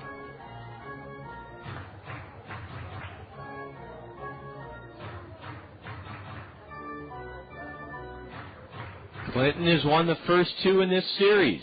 2-1 Kernels with 2 out and the bases empty here in the bottom of the 9th. Oh, a backdoor slider, and the plate umpire called it a ball. 2-2 the count. Very, very tough pitch to take, but credit Joe Kemp. He somehow laid off, and that didn't miss by much. Here's the 2-2. Curve and a swing and a miss, and Ryan Aldridge comes on, and he retires all 4 batters he faces, earns his 6th save of the year, and the Kernels, in a hard-fought Mother's Day afternoon affair, hang on and win it 2-1. 2-1 Kernels. We'll have the totals and highlights and more next on the Colonel Curtain Call here on the Colonel Radio Network.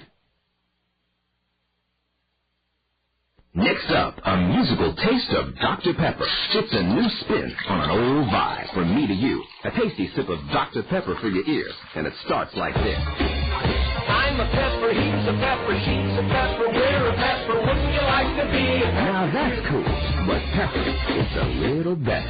So let's slide in a taste of this. I'm a pepper,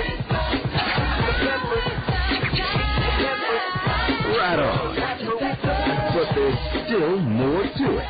I mean, there's nothing like it, because every sip is a kickin' mashup of 23 different flavors. So for the true taste of Dr. Pepper, we dial it up even more. I'm a pepper. You know it.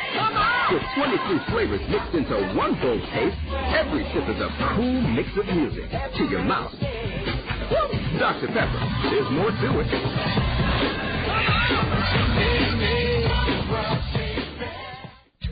Your home is a place for savoring all the good things in life. It's a place for celebrations. It's a place where memories are created. To make sure your home is properly insured, visit Sheets Forest Draper in Marion, your professional Pekin insurance agency. Sheets Forest Draper will give you all important details about homeowners insurance with complete coverages and surprisingly affordable rates. Visit Sheets Forest Draper in Marion for homeowners insurance for your well-lived and well-loved home. It's time for the Colonel's Curtain Call. Now, with a game recap, a complete look at the State Farm scoreboard, and a look ahead to upcoming action, let's rejoin the voice of the Colonel, John Rogers. Welcome back to Alliant Energy Field in Clinton, where the Colonels win for the first time in this series, and they do it by the narrowest of margins, 2-1. Behind Nick Adenhart, who's now 6-0, and brilliant relief pitching in the clutch under pressure by Ryan Aldridge. The Colonels scored their only 2 runs of this cloudy, cool Mother's Day afternoon in the 2nd inning. Dallas Morris, who had 3 of the Colonels' 7 hits, led off with a single to center. He stole second after Flint Whipke lined out to left and Travis Schlichting flew out to deep right. Mark Trumbo walked, and that made it first and second with 2 away. Warner Madrigal then lifted a high, deep drive to left. It was just over the head of K.C. Herron off the 16-foot high wall below the scoreboard, and with 2 out, Dallas Morris scored from second, and Mark Trumbo raced home all the way from first to give the Colonels a 2-0 lead. Nick Adenhart, meanwhile, gave up 1 hit in every inning this afternoon he pitched. He pitched 7 innings and gave up 1 hit in each of those 7 innings. The only run that the LumberKings scored this afternoon came off of the Colonel starter in the 5th inning. Matt Smith tripled into the right center field alley, then scored on a wild pitch to cut the Colonel lead to 2-1. The LumberKings put their leadoff batter aboard in the 7th inning, John Mayberry, and with 1 out, John Whittleman hit into a 1-6-3 double play, Adenhart to Stacia to Trumbo. True and Mel reached on a leadoff single in the 7th inning. With nobody out, Joe Kemp bounced one back to the hill. Nick Adenhart helped himself again by starting a 1-6-3 double play. After Tim DeJurgis got the first two LumberKings in the 8th inning on a pair of foul outs, Tim walked K.C. Heron and walked John Mayberry. The tying run was at second, the winning run at first, potential winning run in the 8th inning, when Ryan Aldridge came on and got a very good hitter, 3-on-1 average Freddie Thon, to ground out to second to end that two-out threat in the 8th inning. Ryan Aldridge then slammed the door on the LumberKings by retiring them in order on a fly out to left and 2 strikeouts in the bottom of the 9th, and the Kernels have upped their road trip record to 3 wins and 4 losses with a 2-1 triumph here today. The final line score for the Kernels, 2 runs, 7 hits, 1 error. They stranded 5. The LumberKings, 1 run, 7 hits, no errors. Clinton left 7 aboard. The winning pitcher, 19-year-old right-hander Nick Adenhart, he's 6-0. He struck out 8, walked none in 7 innings. Ryan Aldridge earns his 6th save of the year. The loser was starter Omar Poveda, who pitched very well for the LumberKings. He's 0-4. The game only took 2 hours and 22 minutes on this Mother's Day cloudy Sunday afternoon. We'll return in just a moment with our PRC play of the game. 2-1 Kernels. This is Kernel Baseball on the Kernel Radio Network. Fairfax State Savings Bank is paying you to come to the ballpark every Wednesday this season. You heard right. Fairfax State Savings Bank is paying you to come to Veterans Memorial Stadium every Wednesday this season. The first 750 of you Kernel fans to enter the gates before Wednesday's home game will receive an envelope full of money inside from Fairfax State Savings Bank. Each of those 750 envelopes will contain a greenback up to a $100 bill. Fairfax State Savings Bank, free money Wednesdays. Come early to line your pocket with cash. There's a lot you can do to satisfy your taste for Italian. You can marry one. Do you, Susan Smith, take Giuseppe Valentino? You can drive one. Or you can go to Zio Giano's and feast on Zio's homemade bread, pizzas, and pasta, authentically prepared in Zio Giano's famous Italian style. Zio Giano's for the hometown taste of Italy. Come to Zio Giano's, our pasta makes you Zio. Come to Zio Giano's for il Italiano. Come to Zio Giano's, the pasta makes. The Kernels behind Nick Adenhart and Ryan Aldridge and Tim DeJurgis win it 2-1. Here this afternoon. In Clinton, PRC is proud to bring us the PRC play of the game. PRC, the former Access Direct in Cedar Rapids, encourages you to visit them online at www.prcnet.com. If you're looking for a job where you'll be a part of an amazing team that cares for your needs and gives you the ability to grow, PRC may be right up your alley. PRC's benefit package is unparalleled. Known as Life Essentials, you'll be provided with paid training, a casual dress code, flexible work schedule, a 401k retirement savings plan, plus medical, dental, vision, and pet insurance at PRC. In the 8th inning, with the Kernels leading 2-1, Tim DeJurgis got the first 2 LumberKing hitters on foul balls. He then walked K.C. Heron and John Mayberry, and the LumberKings had the tying run at second, the go-ahead run at first, with 2 out in the bottom of the 8th inning. On came Ryan Aldridge. He faced Freddie Thon. Here's our PRC play of the game. Inning. Heron at second for Clinton, John Mayberry at first. The 1-2.